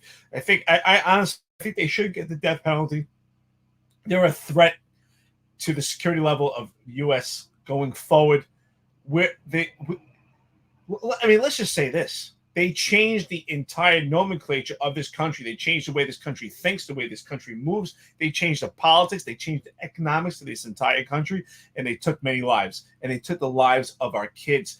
They changed the lives of our kids in the future. Our airports are never the same. The way we move, the way businesses operate, the Patriot Act. Look at that. I love these comments. Yeah. Sal, what do you think about that? Should they have received a death penalty, or should they have been allowed to take if I'm looking at this from a personal angle, let's be honest. 23 years ago, we woke up and the world was it's never the same since that day. Since that day, life changed. I know we were in the police department, but it was not that era of what we grew up with as kids was gone the morning of September 11th. And I am seeing that. I was watching this whole thing the other day about September 11th. It's funny. And then this thing happened 24 hours later. It's amazing. And I just wanted to relive what happened, because we're almost at that time with September 11th. I can understand both sides of this argument, because this is dragged. How is this dragged on for 23 years? This is the longest prosecution in the history of mankind, 23 years, But I can understand that they say, okay, this has gone on for 23 years. People just want closure. They're already in jail. They're never going to get out. So just give them a plea deal and they'll tell us what they know. But they already know, because they've been telling them for 23 years. So, but at the same time, the death penalty is the only thing that would be justice after what they've done. Because it wasn't just 3,000 people that they killed that day, you took like the soul of the country and the lives of 3,000 people. They have family. You're going to go into the hundreds of thousands, if not millions, that you affected personally through family lines. I think that I would hope the government would rethink their mind. I don't think they will, because I would rather have seen the trial to see exactly what we know. But again, this is being used as a political football. Life is politics. I learned that personally. I live it every day. I got the maestro, the wise man, lives right down the street from me with Roger. Politics is life. It's everything you do is political. A football game is political. A baseball game is political. So this, once again, unfortunately, they use 9/11 for political theater, because now what? Kamala Harris is winking and nodding to what? A certain community, will say, because we know that these guys belong to a certain community. Are they trying to, oh, look at us. We settled something from 23 years ago. I'm the candidate of peace. I'm the candidate that brought the closure to 9/11. Like, this is what's being done. If you don't think it wasn't political, think again, because Eric Adams would be indicted right now if politics weren't involved, because they've had something in that office for God knows how many months now. So politics played a hand in there, and it's unfortunate. I personally would have loved to have seen this trial and see exactly. The American people have the right to know exactly what happened. And now these people should have to answer the questions, not only from the family, but the American public. What exactly they knew. I know the government knows. I know the CIA knows, because they questioned these guys for 20 years. But we want to know, just for the closure, and to know what happened that day and prior. How did they plan this out? 100%. Listen, I think Angel Masonette, he's a retired detective. If you guys don't follow him on Twitter or Instagram. He said something, and I hear him say it a lot, and I agree with him. He always consistently says weakness invites conflict. And I think it's so true. Weakness definitely invites conflict, and he hit the nail on the head. And the weakness that's inviting conflict is showing it took us 23 years to come up to even give these people a deal. I personally think they should have been given the firing squad after everything was made transparent to the public. I agree with you. I agree with you 100%, Sal. The American people deserve answers. Eric, we lost you, brother. Could you give us your thoughts around that one more time? Yeah, sorry for the glitch. Absolutely, like I'm saying, I think that they changed the entire nomenclature of this country. America was the salt of the earth. They affected the economics. That's the ideology and the political ideology behind terrorism. They changed the entire country forever. The way this country moves, the way this country thinks with the Patriot Act, the police state that we've come to, the politics that has infected, it all stems from 9/11. That incident changed the entire country, and we lost so many lives. And what did we lose? We lost the lives moving forward. We're losing our children. We're losing the American way, because they changed the ideology, the way this country moves. And I think the only way is the death penalty. And that's why I said, it's nice you even say, gentlemen, they're cretins of life. These are savages. They changed this country. They changed the way America has to operate on every level. The airports, the way we move, the way things are monitored. And everyone remembers where and when and what they were doing at 9/11. For some kids right now, it's just history, but we lived it. We lived it, and we know there's nothing. It's unfortunate, but the only way for them is death, because they brought death to America. And we have to show in the world that we're strong. We have to put our foot down when it comes to this. And it's a shame that it took so many years to come to this. But America, in 23 years, just think about it. How different is America today than it was 23 years ago, because of the incident, because of this attack on this country? This is the biggest attack on this country before Pearl Harbor. This is the biggest attack on this country. Why? It didn't just attack military, it attacked civilians. And when you attack civilians, you attack the heart and soul of this country. And that's what happened here. Yeah, and one last thing.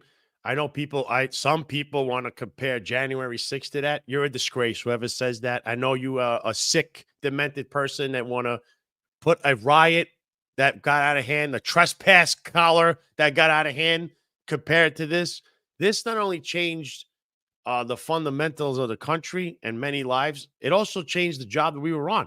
Our job was actually different prior to 9/11. That's how you had the incident response. All that stuff happened citywide. Everything happened after 9/11. How we had to do security. It changed everything. That one incident. So anybody that wants to compare a stupid riot that got out of hand to that, you're a disgrace. I'm sorry. And you got a mental issue. I know you don't like Donald Trump, but how dare you try to put the worst? I think this was the worst incident in American history. I know Pearl Harbor was back in 44, but this was, or 41. This was this single worst incident that happened because it was so deliberate and in your face, and they thumbed their nose at us, the people that did it, and it changed everything forever, including the police department. Well, that's what I'm saying. Sorry, John, but before you go ahead, I just want to say, if you actually look at it, this terrorist attack succeeded, right? Because that's the ultimate success of a terrorist attack, is to change the political landscape of a nation. And they changed the political landscape of this nation. They changed the way this country moves in every facet. So in essence, it actually was a success. It's a shame, but it was a success because it did change the way we move. And that, the death penalty. Not only did we lose lives, but we lost this country. Look how different we are today from then. If you look at a lot of things, even the ideology, some of the way these kids think, this Gen Z movement, it's because of 9/11. Eric, you were so together at that moment of what happened. The whole country was together, and look at them. Democrats happened. That's what happened. That's what happened to the country. You know, I had a lieutenant once, and he said to me, we were talking about 9/11, and I was a young cop, and I was talking about Islamic terrorism, and he's like, "You're worried about Islamic terrorism, kid?" I'm like, "Yeah." He's like, "Yeah, it's a problem. Not really here in America." He's like, "You know what the biggest threat to this country is?" I'm like, "No, what?" He's like, "The Democratic Party." And I sat there and I'm like, that guy's crazy, you know? And now, being older, smarter, wiser, I'm like, he hit the nail right on the head. Biggest threat, the most divisive ideology ever. Most divisive. I mean, you know, again, they're the people that make the good guys bad and the bad guys good.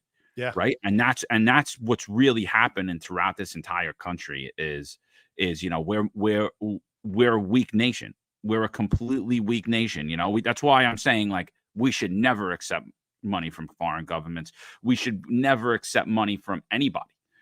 We should be completely on our own. If we're going to come there. We don't need anything from you or anybody. And the minute you attack any of our civilians or you do anything to us, we're going to respond. And our response is going to be quick and swift and brutal and hostile. And that's why I support Donald Trump, because he's not weak and he doesn't show weakness when we go on the national stage, when we talk about that. So, you know, I know we talk about a lot of local politics on here, and rightfully so. I mean, that is our wheelhouse. That is what we are integral knowledge of. That's what we are the experts in.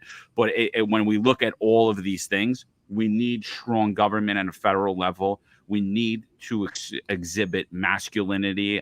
It's not a male-female thing, like we said a million times. There needs to be the masculine traits of dominance, of posture, of all these things. I kind of want to lighten this conversation up because we got real heavy and we're getting real deep into a lot of things. So screw those terrorists. I hope they should have got the firing squad. They didn't, because Democrats are weak. That's why they didn't. The criminal justice system, not only in America, is weak. It's only strong when it comes to conservative actors or it comes to going after Americans. But when we go after terrorists, we're weak. When we go after criminals who don't deserve to walk amongst us, we're weak. So we need to get rid of this two-tiered system of criminal justice, not only in the country, but everywhere else. But Sal, we did a show yesterday and we had a lot of comments on it. And I kind of want to get your thoughts on this video. Let me bring this up. This is one of my favorite videos of all time. Yeah, so it's I think, Eric, we got to go around again. We got to lighten this conversation up a little bit. We're getting too heavy here. Here we go. Let me bring up the volume for you people. Make sure that it's on the right setting. Playback speed. Yep. Here we go. That Uncle Phil's in the background. That Phil Banks back there? So it's going to be positioned before they pay. So it's not going to be they pay and then they're going to be subject to this. And like it was mentioned before, if they opt to decline, like, hey, I don't want to go through the machine, I don't want to get wanded, no problem. There's nothing wrong with that. They just will not be allowed entry into the subway system. Out of the station by Well, they'll be asked to leave if they refuse and act disorderly. They could be, but they're certainly not going to be allowed entry through the turnstile and into the subway system.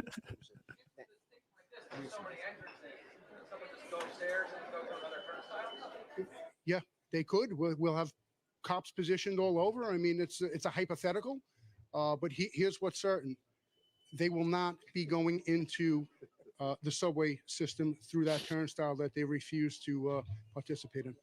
And the mayor, just wanted to say one more thing. When this is not, we're not saying this is the end-all solution for weapons detection. We, like the mayor says, he put a call out to other tech companies to contact us, and because you guys ran a couple of stories today, I already got 3 companies that contacted me. So we are in the process of vetting other companies to see if we can introduce new technology down here to keep strap hangers in New York State. TC puts Kaz. Adults are talking. Oh my God. Let me tell you something. It is a scene from Reno 911. Again, he comes from the back. Now I see that's the deputy commissioner of legal bureau, right? He starts to laugh when he sees him do this. Look at him in the back as Kaz Dodgy goes by. He knows what he's about to do and that he's not supposed to be doing this. Like, look, what is he doing? Why is he? Look, he's tapping on his shoulder. Now, look, and he's telling her too. Look, no, I got to talk. You know why? He has to interject himself because it's about him. Everything's about this guy. All right. Eric's oblivious to this. Look, he's like, what? What? Oh, I got to talk for 1 second. What do you mean? Now, look, see him smiling? See the legal bureau, the commissioner's legal bureau is laughing? And the woman's like, what the hell is going on here? This guy's trying to take over the press conference, for God's sake. This had nothing to do with him. Dude, but he wants to say, Eric, he wants to say, look at me. You guys contacted me so you could call me because you guys. So he wants more media to come to him. And Eric is like, kid, shut up. It's time to go. Like, dude, the adults are in the room. If Eric Adams had a gong in his hand, he would have hit him in the head. All I see is like, boop. And what's funny about it, when you watch, right, even in the beginning when Michael Kemp is talking before Kaz Daughtry gets there, you can tell Eric wants to get out of it. Like, yeah, this gun detection bullshit, really. He doesn't even care. Look, the whole time his toes are pointed the other way, which means he wants to leave. He's looking the other way. And Michael Kemp is standing there like, it's almost like he's got like a fly on him. Like, dude, what are you doing? Like, I'm talking here. And he can't. He feels a pressure. Yeah. John, you got to go back to when Kaz. Slow it down. When Kaz is walking through, he even has to like squeeze his way through because he can't get through. He wasn't supposed to be there. Go back to when he's walking through. It's hysterical. Look, he's not supposed to be there. He is not supposed to do this because he's not in the picture. He's all the way to the side for a reason. Watch this. That's what they want. Look, yeah, he doesn't belong there. And look, he's got to tap him on the shoulder like a little kid. Oh, I want to talk. Oh, I got something to say. Did Kaz get bullied in school and now he has to show everyone he's tough now? Well, apparently he's wearing an unauthorized uniform. He's got a gun on his hip, but he's a civilian. There's no answer to that yet. He's got a made-up badge. 3-star what? He's a commissioner. This guy is like an enigma. But I'm going to say this. He's an enigma with this, right? Well, what he did here. He also forgets to tell you this equipment that he got is dinosaur equipment. There is equipment today that they could easily get like this that costs probably less. It's like thermal imaging. They could tell if there's a gun on you or whatever without you even knowing. There's small little cameras. The military uses it. But apparently Kaz went for the equipment that cost double and it's from the dinosaur era. That's what he does. He's so smart. And I want to see him say something. Oh, he's probably going to have his bootlicker try to retweet something from me because that's what he does. He calls his bootlicker who says police sources, a.k.a. Kaz Daughtry and John Schell, tell him blah, blah, blah, blah, blah, whatever garbage they want to spew. This guy is an enigma. Get this guy off the screen. This guy belongs behind the desk. Tell him retire, fire him. This guy is not a cop. By the way, he can't even testify. He's on that naughty list. He's on 2 naughty lists, actually. This guy should not be a cop. I'm sorry. This is just, I can't with this guy anymore. I can't. So can't believe but he's perfect. He's perfect to speak that because he could sell the garbage that Eric Adam wants to get out to the public. But this video is hysterical. Listen, we abused the shit out of him yesterday, and I think we just did it again today. And you could see the comments. I mean, they're hysterical. I'm not pulling them all up. Apologies, we're getting a lot of them. No, For but the John, people on Instagram, I went on late. So if you want to see the beginning of this show, which I highly recommend you do, go over to YouTube, like and subscribe. Go over to our Twitter, wherever you want. You'll see it playing. We're streaming everywhere. But if you want to interact with us, you want us to pull up your comments like below, go to our Twitter, like and subscribe. You search at the Finest Unfiltered, and you come here. This is the #1 show when it relates to crime, policing, and politics in New York City. It's not even debatable. I mean, we're having a great morning, having coffee with our good friend, the Sal Greco. Make sure you go over to his channel, the Sal Greco Show. Follow Sal on Instagram, on Twitter. And, this is real unfiltered conversations. What you're getting here is you're getting behind the scenes shit. You're getting shit that the guys and the girls are talking about in the car, and they're not holding back. This is the real conversation. This is why we're so heavily targeted by the Eric Adams administrators and his appointed lackeys. Sal, what do you think about the technology, though? And for everyone to know, and Kaz, you guys only know about that company because of me. So I just want to let you guys know that you installed another piece of equipment that I suggested, and I didn't know it had anything to do with the trains. They just asked what company has gunmetal detection. I said, why reinvent the wheel? Just go what Madison Square Garden's using. And I Googled it. I said, a simple Google search will find that. Boom, comes up, boom. So that's how they found that technology. But we pulled up a video even years prior. A listener of ours, Johnny, great guy. He gives us a lot of good info behind the scenes. He pulled up a video of Rudy Giuliani's police commissioner, Ray Kelly, and also Bloomberg's police commissioner, Ray Kelly, where he actually is talking about this exact technology over a decade ago. So this isn't like some technological advancement that the drone commissioner found. This is something that's been around for years and years and years. And even in that conversation, Ray Kelly said that there's Fourth Amendment concerns. Sal, what do you think about the technology itself, and is this going to reduce crime in New York City subways?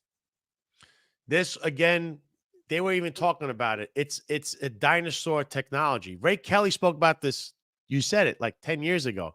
There is stuff today that blows us out of water, but Kaz picked this for I don't know if he makes the decision or not. He seems to be the useful idiot. Let's be honest. This technology is old. There's new technology that would be better and probably wouldn't inconvenience people. They like to inconvenience people, but all they're going to do is, okay, we know it's at the 14th Street station. So you know what I'm going to do? I'm going to get on the stop prior or the stop after, and I'm just going to get around it. Isn't that obvious? I mean, I'm sure I heard Eric say this the other day on the show. That's exactly what they're going to do. I said the same thing. I go, oh, and if they put them in different, like, row after row, like each stop, then I'll just get on the train in the Bronx. We all know, like, there's a lot of stuff that goes on up there. So just get on the train there to come to Manhattan, because they're only going to detect you on the way in. There's nothing to detect you on the way out. So it's the idea and the thought behind it is great. The execution, once again, is terrible, but that's what I expect from anything Eric Adams does. Well, we got a comment here from Chris Arnold who said, "Bring back the D2 robot from last year." I mean, we see how long that lasted, right? That was another one. That thing cost what, $1 million? It's gone.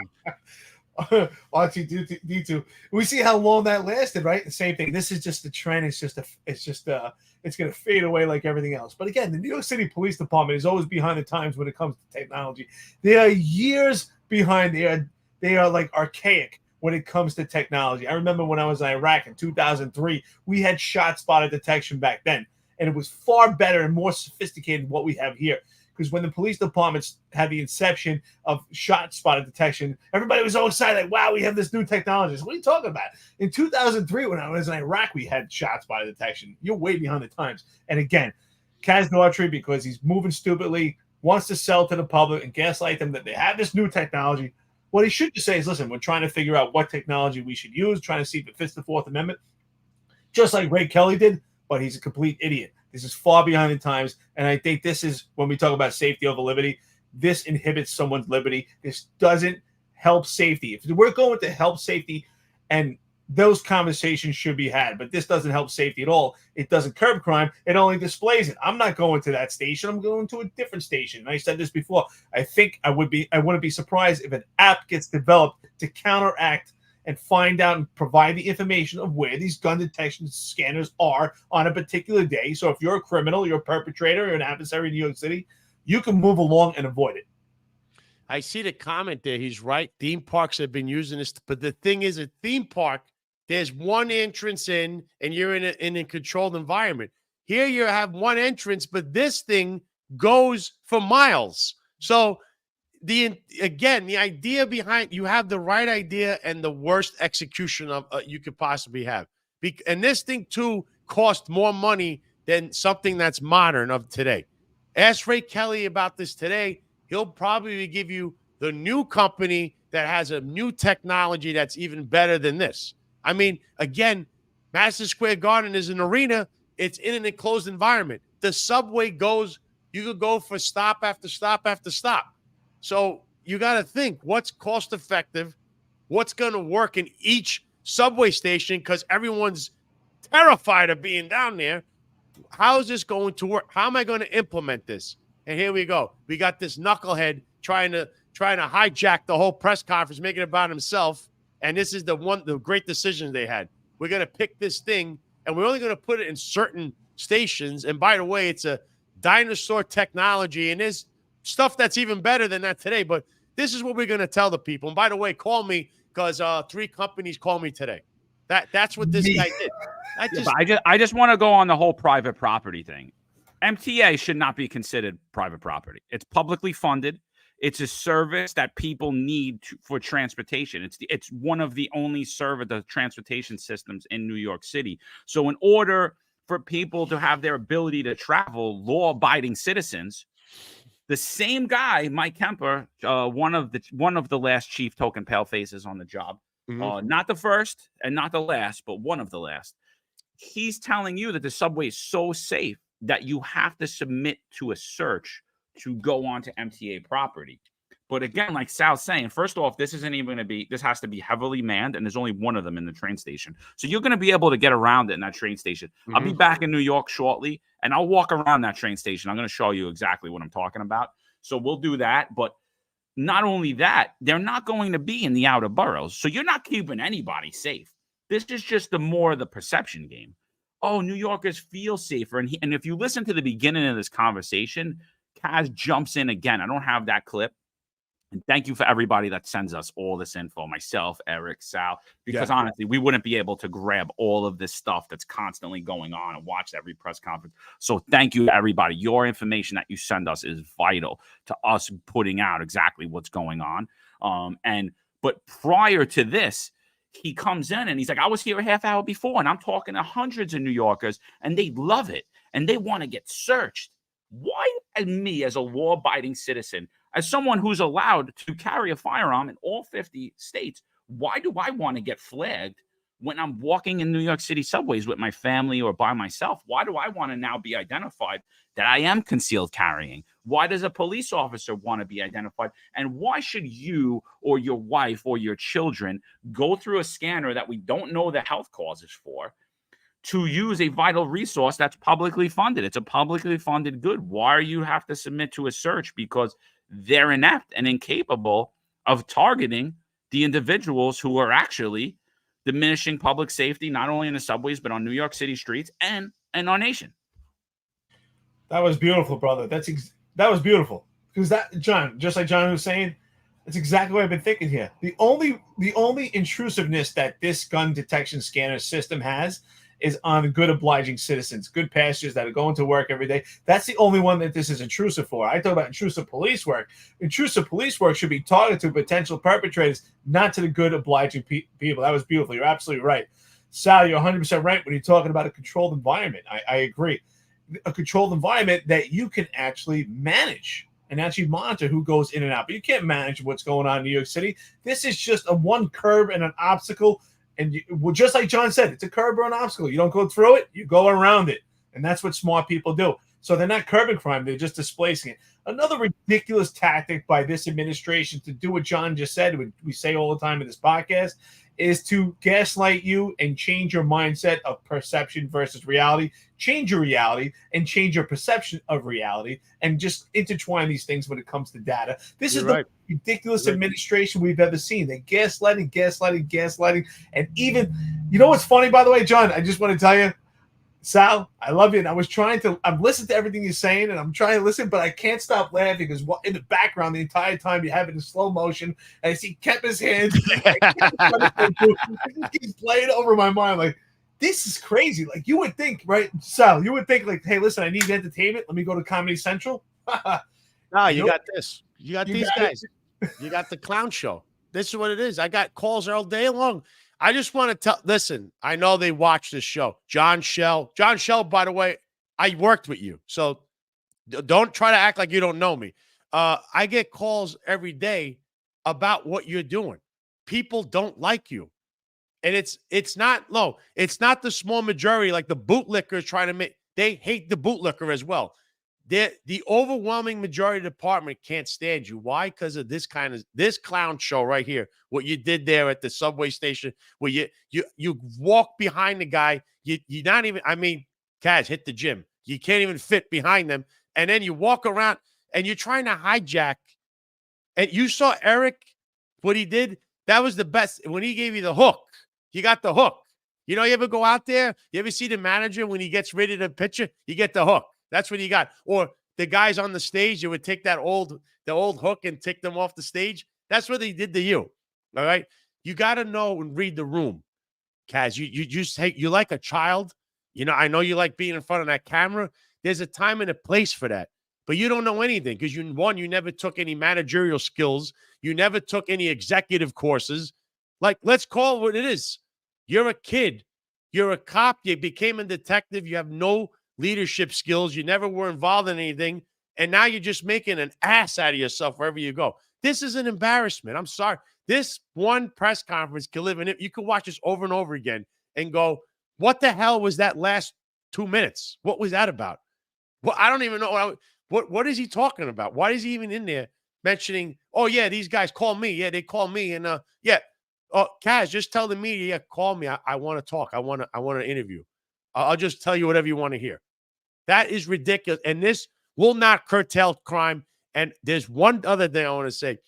One of my favorite parts of the week is when John tweets, he retweets Crazy Eddie's expose on this stupid ComStat, which is all lies. So get ready this week coming up on Monday or Tuesday. He's going to release that, and he's going to show you what the real numbers in the transit and felony crimes, major felonies, they're all lies. Everything is up in a slope, going up like a mountain, okay? And every week, Crazy Eddie breaks this down. So you're going to see this week and the weeks going forward if this really works or not. My prediction is it does nothing. It might even make it worse, to be honest. Oh, my God. Is that stupid robot. My God. Yeah, I mean, and this is what this is. It's just more gaslighting. Here's a meme that we put out made by the great Alamo Defender 1. I mean, it's a great meme. It shows the transit robot, and it's Mike Kemper, one of the chief token pale faces, coming soon. This is on 4/12/2023, right? Ready? So coming soon in an effort to capitalize on emerging technology and maximize public safety in the subway system, you will soon see our newest rookie, Officer K5, patrolling our transit system, offering you an additional layer of security and assistance. And then on February 2nd, 2024, goodbye to the transit robot that patrolled New York City subway. And you see it's in an empty storefront sitting there lonely, you know, and this is what this is. The drones, the scanners, these people, they're looking at outdated technology. They don't even know how to properly implement it. And who are they really targeting? They're targeting the exact wrong people. And like I had a comment up here. I'm sorry, I don't remember who it was, but he basically said that he thinks that he thinks that it's really to identify the concealed carriers to get them and the people that actually have a firearm license. And because now they're in a sensitive location, because again, in New York City, if you're a law-abiding citizen and you actually have a legal carry permit and a legally owned gun, if you're not a retired cop, because retired cops are exempt, but you're a business owner, you cannot go down in the subways.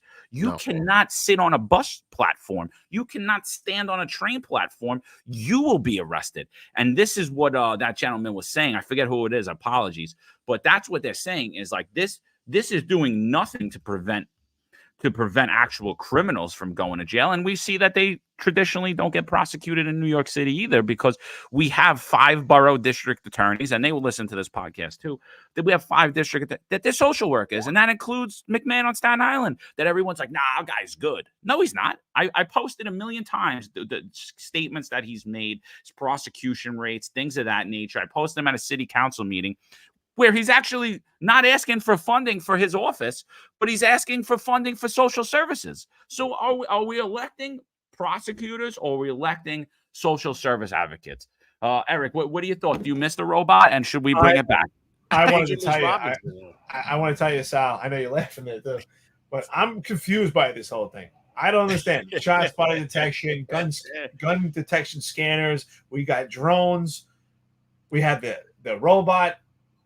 But I thought we had signs. I thought we had gun-free zone signs. You see the sign, and you still have the gun. I'm confused. We got all this technology. Why? When we have the signs, I thought the signs were going to work. You tell people don't carry a gun, and they won't carry a gun. You put signs in a store, don't trespass, and they won't trespass. I'm just confused by all this. But you know what? It's exactly what we talk about all the time on this. You know, on a serious note, John. Who is targeted by the woke progressive of New York City? It's people on the conservative side of things. So if you're a concealed carry person who follows the Second Amendment, you got your concealed carry permit, you're a target for prosecution for the New York City Police Department because it's under woke progressive rule. If you're a criminal carrying an illegal firearm and you're on probation and you're a gang member, well, you're free to roam the streets and shoot 2 police officers, 2 New York City police sergeants. John, it's getting so bad right now. I know we're 2 hours into it, but do you have the video that I sent you yesterday of the 2 whipped by a guy that looks like he's a Somalian pirate? I mean, all I want to do is when I see that video, just I tell you about putting me on the spot with that? No, I don't have. I can't pull that up from you. Well, if anybody sees, there's a video of surface right now. 2 cops are in a tussle with the perpetrator who looks like a Somalian pirate. He looks like the guy from Captain Phillips. I'm the captain now, but he's like whipping the cops with some kind of chain. Unfortunately, it looks crazy and it's almost laughable, but I say it all the time. We're going to lose the life of a cop from the hands of another without a firearm in a tussle if we don't stop. Police officers, my cops out there, please train. Forget about CCRB and the city council. You got to go home safe. If you choose to continue to do this job, you have to go home safe. You have to train. You have to be ready. You have to be in shape. John, again, I got to compliment him because John did this in front of his kids at the age of 43, did 23 pull-ups. All 3 of us are in shape, okay? I'm willing to take my shirt off at any time, and that's not bragging because we stay in shape. I'm 44, Sal's 42, John's 43, and we could do the job right now. But unfortunately, we're not on this job anymore, right? The alpha white males are turned podcasters because right now the job is just completely woke and progressive. That's what's happening right now. Stay in shape, take care of yourself, train, be ready. You need to have that warrior mindset despite the fact that you're not to be a warrior. If you're going to do this job, protect yourself, go home safe. I was just thinking, you mentioned podcasts. I'm hoping if Kaz Dawdry and John Shell have one, that they actually do it from the Salty Dog. I know that's where John Shell loves to go for his drink of choice. I would know where Ed Caban would have went, but that place got evicted. That's not going to happen anymore. But for sure, John Shell could have the episode from the Salty Dog. I know, he spent quite a lot of time there, John. I know. If not there, you got Kettle One, the one all the way down on 88th Street. 100%. Boots Malacca is talking about a photojournalist, and that photojournalist, he was arrested at the funeral of police officer Jonathan Diller by an MTA cop who befriended him. So that photojournalist, that's Perception of Law Enforcement. He's on Instagram. He's actually a friend to the podcast. He's a licensed concealed carry holder, and what he does is, if you look at his profile, what he does is, first of all, he wants to be in law enforcement. He wants to be an NYPD cop, and he's going to have a hard time doing that now because now he's been arrested for carrying a legally owned firearm while he was at the funeral of Jonathan Diller to take photos of cops. And if you look at his work, he takes some great photos. He does some great jobs, and he puts a Bible quote with it. And he's a staunch supporter of law enforcement. So I highly recommend you guys follow him. His name's Hakeem. I believe his last name's Gibson. I think it's Hakeem Gibson is his name. So yeah, I mean, a completely misuse. You know, and someone else put in the comments said here, how many people who legally own a firearm commit crimes in New York? And the answer is way less than it's probably 0 or less than 0%. I mean, it's laughable that these are the solutions that our elected officials come up with. We're actually gonna, like, we've spoken to Hakeem in the past. You know, he did want to come on. We'll try to get him on so that you guys could hear his side of the story. But even me hearing it, I was like, why would you arrest this kid for who is a legal gun owner when he's there in support of you? And I said at the time, this is why people hate cops. Because we go after our own supporters, because we have some MTA cop who's completely unhinged doing this. But I want your thoughts on something. I just got something. I've been getting it since yesterday, and I kind of made mention to it today. But I you know, let's talk about it, because you know what? This is unconfirmed at this time, but I'm getting it often. I don't know if you two guys are getting it as well. But apparently, the TV show Cops is following around John Shell and Kaz Daughtry and the Taru drone team. What do you guys think about that? What is that going to look like? I'm definitely going to watch that show, and I think maybe we do a recap of this, and we do a live when that show drops, and maybe we do a watch party on that one, because I think those are going to be awesome. What do you guys think? Eric, what do you think about that? Sal, what do you think about it? But Eric freeze up again. All right, Sal, you go first. Eric's got a big smile on his face, not a bad picture of him. You go first, and then Eric will go. That would be that's must-see TV, but not for the reasons you believe. I want to see that idiot. I want to see that idiot, Kaz Daughtry, how he talks to people. Because if he's on that show wearing his firearm with that shirt, any perp that gets arrested should sue the police. I'm going to give a memo to anyone. If you've been arrested with Kaz Daughtry on the scene and he's wearing that gun on his hip, you need to sue the police department. Get the best lawyer you can. Kaz Daughtry cannot order your arrest. He's a civilian, and he can't put his hands on you. And if he has, you need to sue. You will win a mega lawsuit because he is a civilian, and there is nothing in that patrol guide that states anything about a civilian taking law enforcement action. He's the only guy that's ever done this.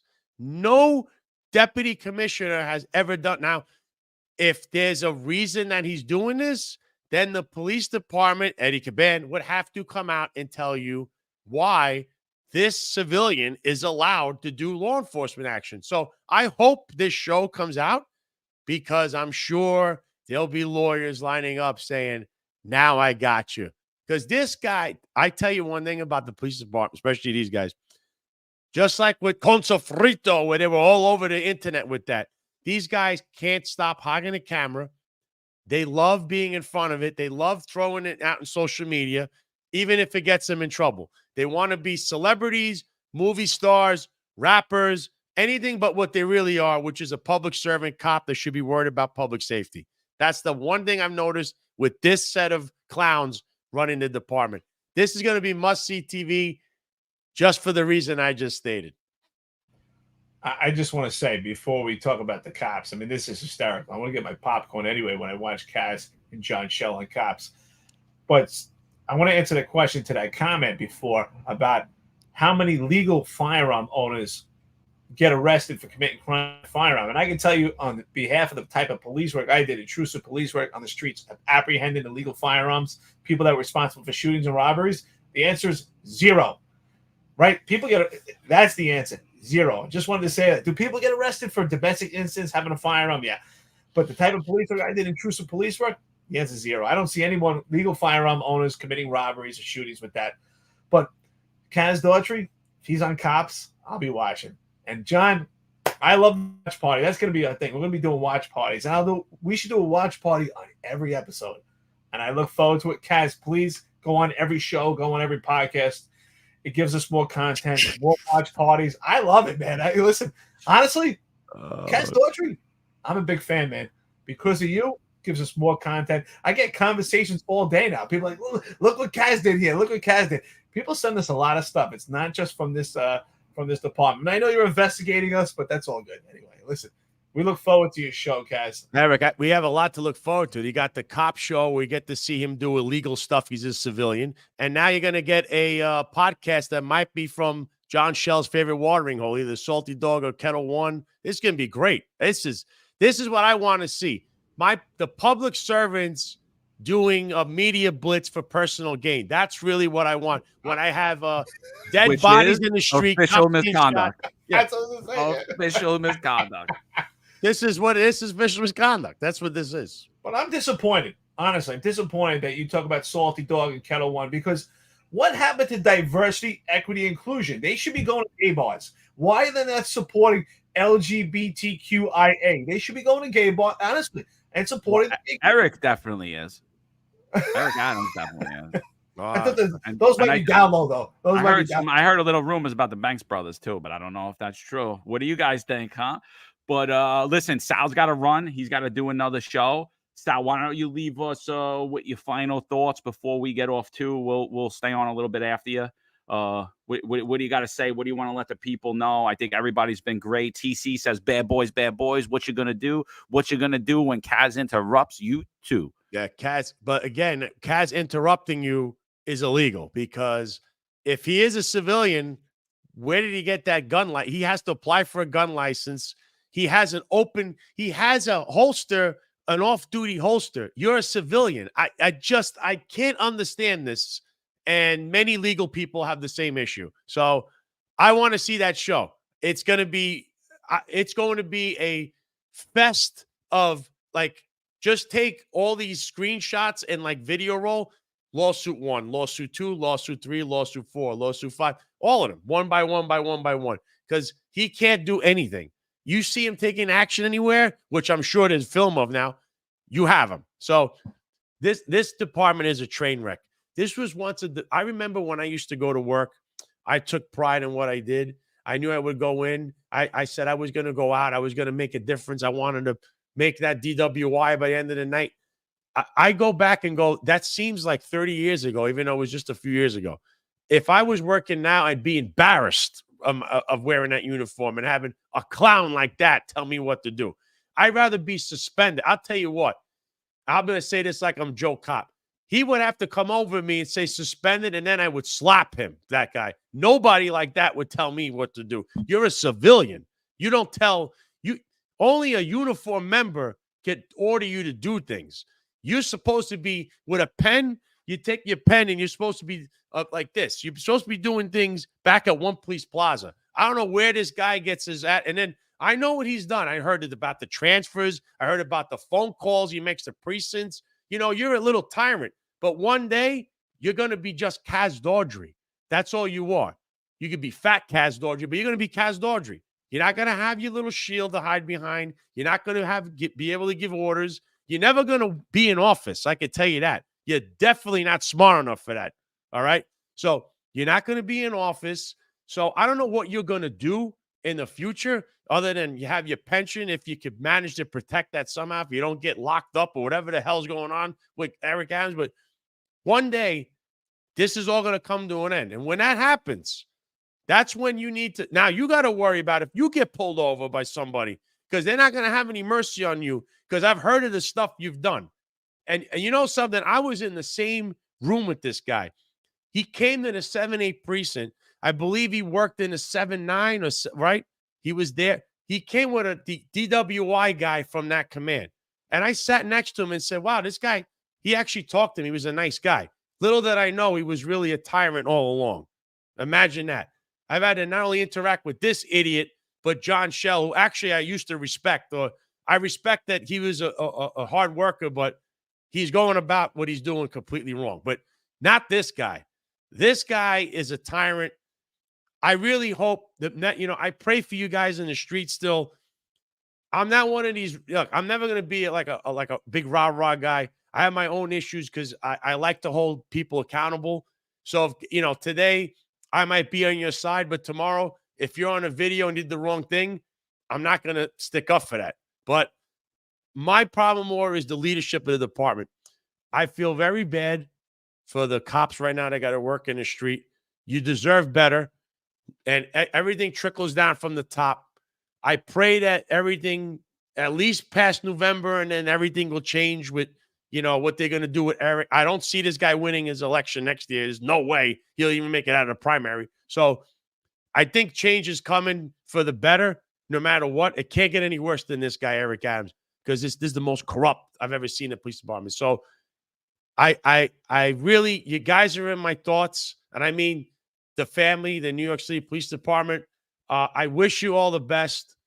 I'm doing what I can to expose the clowns that are ruining your life. I don't care about certain bootlickers out there that want to make it look like these guys are tyrants. Nobody likes them. No one in the media likes you. If only you knew what people really say about you. Yeah, but I think you know already. So, but this game is going to end at a certain point. John Shell won't be chief forever. Kaz Dordry won't be a deputy commissioner, whatever scam he's running. Eric Adams, forget about mayor. I mean, he might have a cell waiting for him. All these guys, it'll all come to an end. And when it does, it's going to be like a spectacular car wreck. That's what this is. It's a spectacular car wreck, or a clown car that doesn't even make it to the wall. The clowns have already been falling out for miles. We lost them. We don't even know where it is. So that's what this has become. I really pray also for the city, New York City as a whole. I may live in Florida, but I still care for even the liberals, because they shouldn't get my attention because they were the ones that wanted my head. But you deserve better. You do.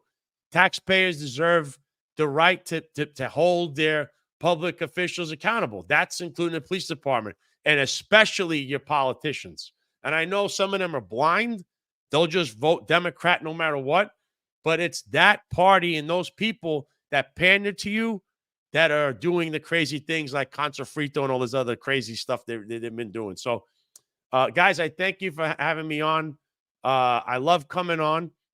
I think this has been great. This is probably my best time. I know we've been going on long, but this is the first time we did a live together. I hope this gets a nice reaction, because we're all raw. That's the whole thing here. We're raw. And, and we just try to tell it how it is. I think we're all being truthful here. We like to have fun. This is the kind of humor cops have when we go back and forth. But I still do mean Eric Adams is a conflicted individual, and Kaz Dordry is the worst police official in the history of the police department. I don't even know if he counts as one, because I don't know who it is, a civilian detective. I don't know what the hell he is. You're a tyrant, sir, and you need to be put in check. And with that, I say God bless, and thank you for having me on. I love you guys. Guys, if everyone out there, follow me. Twitter, at the Sal Greco. Same on Instagram. We're always collaborating on all this stuff. YouTube, Rumble, all the major platforms. It's at the Sal Greco Show. I'll be trying to release something soon. It's just been a hectic time with everything going on with me. And also MAGA, Trump all the way, Kamala Harris, who is tied to Con Sofrito people like Fat Joe. You don't want her in office. She is probably one of the worst politicians, one of the worst liberals you could have. She doesn't even know policy yet. She's an attorney. Think about that, because you've had attorneys as presidents like Barack Obama, very good on policy, whether you like him or not. He knows the policies. Kamala Harris doesn't know anything other than she's laughing about things. Hey, Sal, before you run, give a shout out to Laura. I know she's on a lot of X Spaces with you. She put some really nice comments here. The last one she put, wow. She did? Yeah, she put, wow, Passion and Sal. All three are awesome. But she put a couple of things saying hello to you. She's real supportive. I know who Laura. Yeah, I didn't see that. Laura, thanks for giving us a shout. I know you always repost whatever I put out there, all the scandalous corruption things I put up about the New York City and the NYPD. So thank you for that. Thank you for supporting us. And I love the support, and we're all going to grow together. Just figure that I'm you guys. I'm just in front. I'm in front of everybody because I'm not going to say you guys need a leader, but you need some kind of direction. And I know it only because I was there. I know these people. I know the clowns in the federal government. I know these guys. And I'm going to look out what's the best interest for the American taxpayer and the American citizen, any American voter. We need to come together or we're going to fall apart. All right, ladies and gentlemen, the great and powerful Sal Greco. Go follow him. Sal, thanks for joining us, brother. Thank you. We'll see you on the next one. So what do we got before we get out of here? Listen, we've had over 300 people on here the entire time. I highly recommend everybody that's listening to us on Twitter, on Instagram, on wherever else, I don't know, LinkedIn, wherever the hell else we're on. I highly recommend you either go to YouTube or Rumble and follow us at the Finest Unfiltered, and you could come in here and chat with us. You can even bash us, John. Kaz, you guys can make fake names and bash us. We'll read it out here. We'll interact. We'll have fun. For you guys and girls that are afraid because you're still active, make a burner account, come on here, have a little fun, give us your opinions. I know some of the stuff we say or I say, even me and Eric disagree a lot, or me and Sal disagree a lot, and that's normal. That's part of the conversation. Your thoughts matter. Get on here, give us your thoughts, tell us where we're wrong, tell us where we're right. We have all our links down in social media where this show is. I think it's imperative that we get to have actual real conversations. This is a town hall. This is the town hall of ideas. Some of the ideas are going to be a little uncomfortable. Some of the conversations are going to be a little uncomfortable. So that's why I always appreciate Eric, because he's not afraid to have those conversations. He'll talk about anything and we'll go back and forth in it. Eric, what do you got? What'd you think about this live today? Dude, I love lives. I got to tell you, man, I love doing the lives. I love that the people are engaged with us. It's honestly, it's a lot of fun. I'm going to tell you this. I know nobody cares. This is life, right? Nobody cares. But I'm on an hour sleep. I had a couple of hiccups last night. I'm traveling by RV. I had a couple of hiccups last night. I literally slept. I don't even think it was a full hour. But I'm enjoying this. Laura, TC, Usta Malacca, all these people, even somebody just put here, they're going to follow on Twitter. Listen, thank you so much for the support. These lives are exactly what John said. It's a town hall. We get to communicate amongst each other. Communication breaks barriers. We expose ideas. We communicate ideas. And it's healthy to disagree and agree and vice versa. John and I disagree all the time. We kid around. I was kidding around. I was talking yesterday with my wife. I talked about making different shirts. And one of them, I was going to put a picture of John and saying, I disagree with you. And I'm like, I thought that would be hysterical. But listen, we are the pioneers in police media. This is a new genre. It's important to have police perspective, all right? Because the police perspective affects everyone. As I said yesterday, John, policing is the most tangible form of government. So we need police perspective. This is a new genre, police media. We're giving you news. John, I love doing this with you, brother. It was great having Sal here today. Thank you so much for supporting us. New York's Finest Unfiltered Podcast, your 265 Police Live series, live here today. Wait, one thing before we go, Eric. I want you to throw it on one thing. Listen, you're an avid martial artist. You've partaken in boxing. I just want one thing before we get out of here. I just want to discuss, because this has been going viral, and I think it's something that as a nation we really need to talk about. You have daughters. I have daughters. Even if you have sons, I think this is where it's really getting, the lines of reality are really getting blurred. What do you think about what's going on here? Riley Gaines posted this yesterday, where there was basically a boxer, this female boxer, and Angela Carini from Italy. She fought a biological man in the Olympics. She said she's never been hit with that much power. They stopped the fight 47 seconds in. What do you think? Is it right? Is it wrong? What should we do? I'm so glad that this came up right now. I've been talking about gender roles for the longest time in this whole patriarch society that the feminists haven't been arguing and debating. Where are the feminists now? Where are the feminists screaming out equality and feminists saying there are no gender roles and that this shouldn't be a patriarch society? Where is the feminism now? But what do we see by this? This exposed. Shit, we lost you, Eric. We lost you. We're going to get back to Eric, but I'll give you guys my thoughts real quick right before we get off. I personally think as a father, as a man, I don't think men and women should compete in martial arts together. Train together, yes, absolutely. I don't think in an Olympic sport it's fair. This is something, it's just a proven fact. Men have more testosterone traditionally, although we do see some women in policing that are much stronger and much more capable of defending themselves than some of the men. But, we do see that from time to time. But traditionally, when we're talking about holes and we're group identifying, men are stronger than women. And I don't believe that a man that's training for boxing should fight a woman that's training for boxing in an official match. This poor girl trained her whole life to get to this point, to get to the Olympics. This is an absolute travesty. I don't believe this should happen. Eric, we lost you. Could you go again, my friend? I'm sorry. I'm sorry that you lost me. Listen, we had a couple of glitches, but we're back. I think this is just an attack on complete society. This is not societal norm. We have to get back and respect gender roles. And this is what I tell my daughters. John, you have daughters. That men have superpowers and women have superpowers, and they're different. There's nothing wrong with that. Let's exemplify them. Women have powers, men have powers, but they're different. That's the beauty of being different. And I'm proud of this boxer that she said, you know what, I'm not doing it anymore, and she's not continuing this. And if we continue this path, we are going to lose a female athlete there. She is going to die. It's unfortunate. Boxing is not play. It's for real. And this exposes so much what's going on with this. And I put a tweet out, right? DEI just didn't infect law enforcement. It's infected female athletes. It's infected the entire world. This DEI is an infection. It's a disease. And this disease needs to be cured. It needs to go. That's what this DEI is. It's just completely infected. I'm proud of this. I'm proud of this female. And I hope that the feminists wake up and say, listen, there's nothing wrong with gender roles. Respect them. Again, I say it. Tell my daughters, you are a woman. You have superpowers. You can have a baby. It's a beautiful thing. I can't. Men have superpowers, far more superior in physicality and strength. There's nothing wrong with that.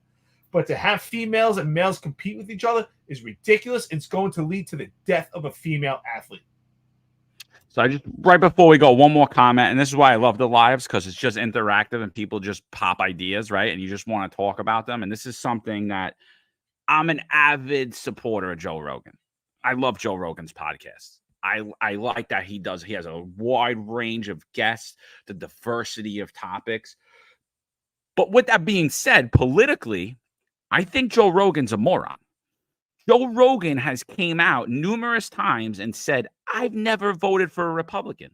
Joe, that's because you're a lib idiot. That's why you never voted for a Republican. So now Joe Rogan predicting that Kamala will win. Because probably he's going to vote for her. So he's never voted for a Republican. He said it over and over and over again. I don't align with Joe Rogan politically on anything. I like that he loves free debate. He loves free speech. He's willing to have adversarial conversations. So I love Joe Rogan in that aspect, but I don't agree with him at all. Yes, Google's blocking the results. If you go search Donald Trump, Kamala comes up, and they're doing anything and anything to bring this candidate, to bring energy around the candidate who had 0% support to run for president of the United States. Donald Trump has the overwhelming support of the overwhelming majority of everybody in this country and every demographic and every political ideology. Maybe he doesn't still have Joe Rogan. And you got to question these people. You know, a lot of conservatives, I always knock the conservatives. I always knock the Republican Party because I feel like you guys just get gaslit so much. And I don't put myself in that box because I don't align politically with anybody. I really don't. I mean, traditionally, I'm a conservative. I have conservative values, but there are things that the Republicans and the conservative do that I'm like, it completely goes against my values. And I'm like, I'm not going to support you. And I'm not going to say that I'm one of you or any of that other thing. So when I see libs like Tulsi Gabbard, who thought that Joe Biden was going to be a great president and has never voted for a Republican either, you know, and she becomes a conservative voice, or somehow Joe Rogan is a conservative voice because he's willing to have free thought. And I even had my friends sending me things that Bill Maher is a conservative. I'm like, no, Bill Maher's an idiot. He's another one. So I don't take any advice from these people. Eric, what do you think about Joe Rogan saying that whatever, Kamala's going to win? Well, it's actually reflective of what he says, right? He says that he's never voted for a Republican, which I think he's behind the Democratic Party also, because follow the money, we follow the benefits. And that who's on the side of benefits right now? It's the Democrats. The Democrats are in power. The Democrats have the money. The Democrats have the power in this country.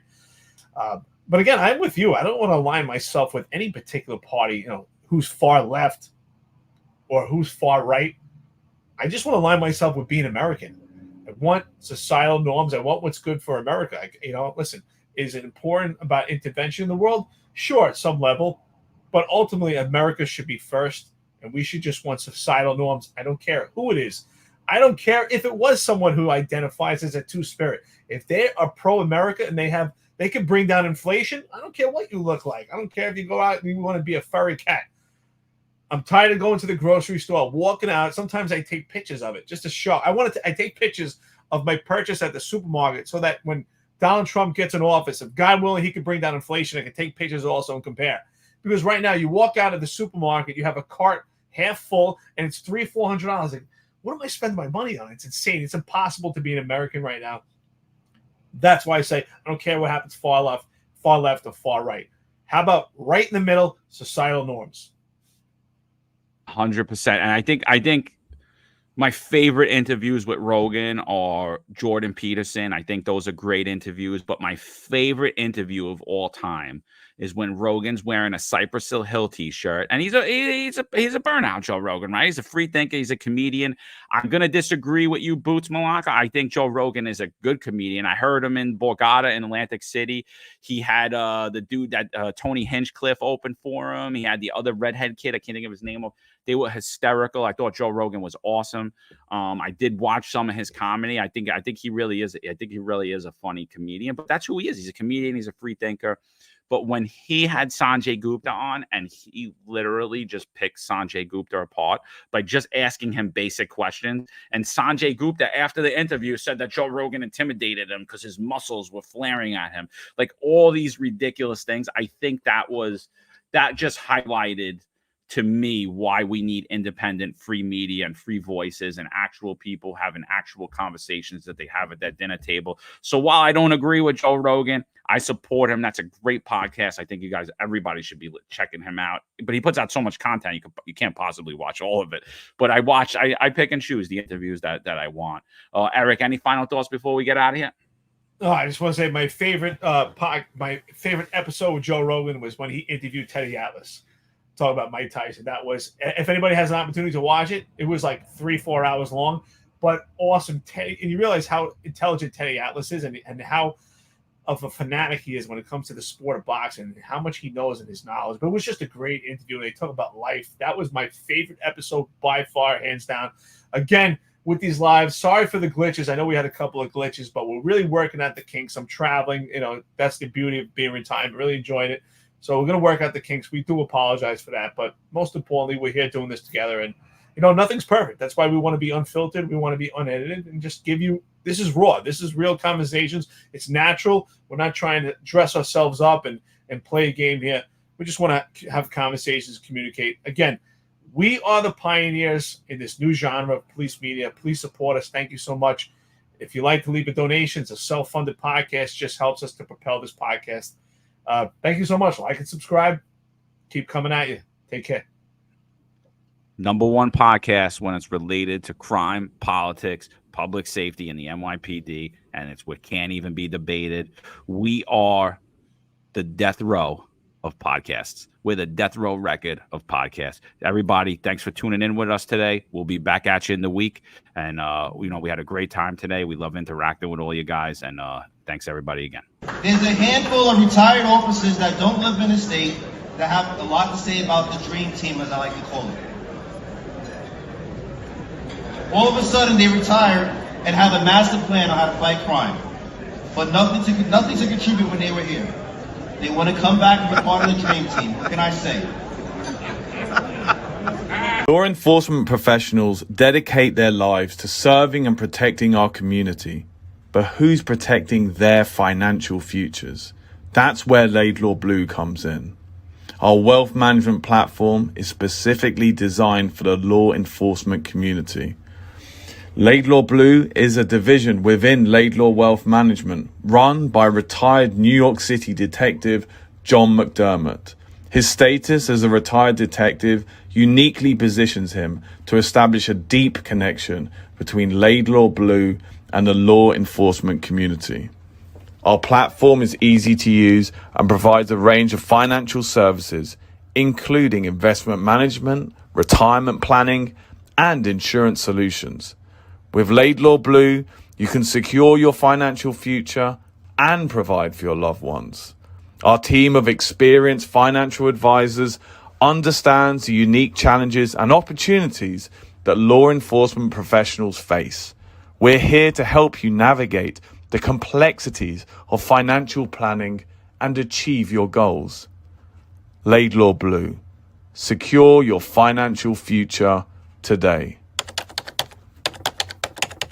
Book a meeting using the QR code displayed or call us directly on 888 901 Blue. That's 888 901 Blue.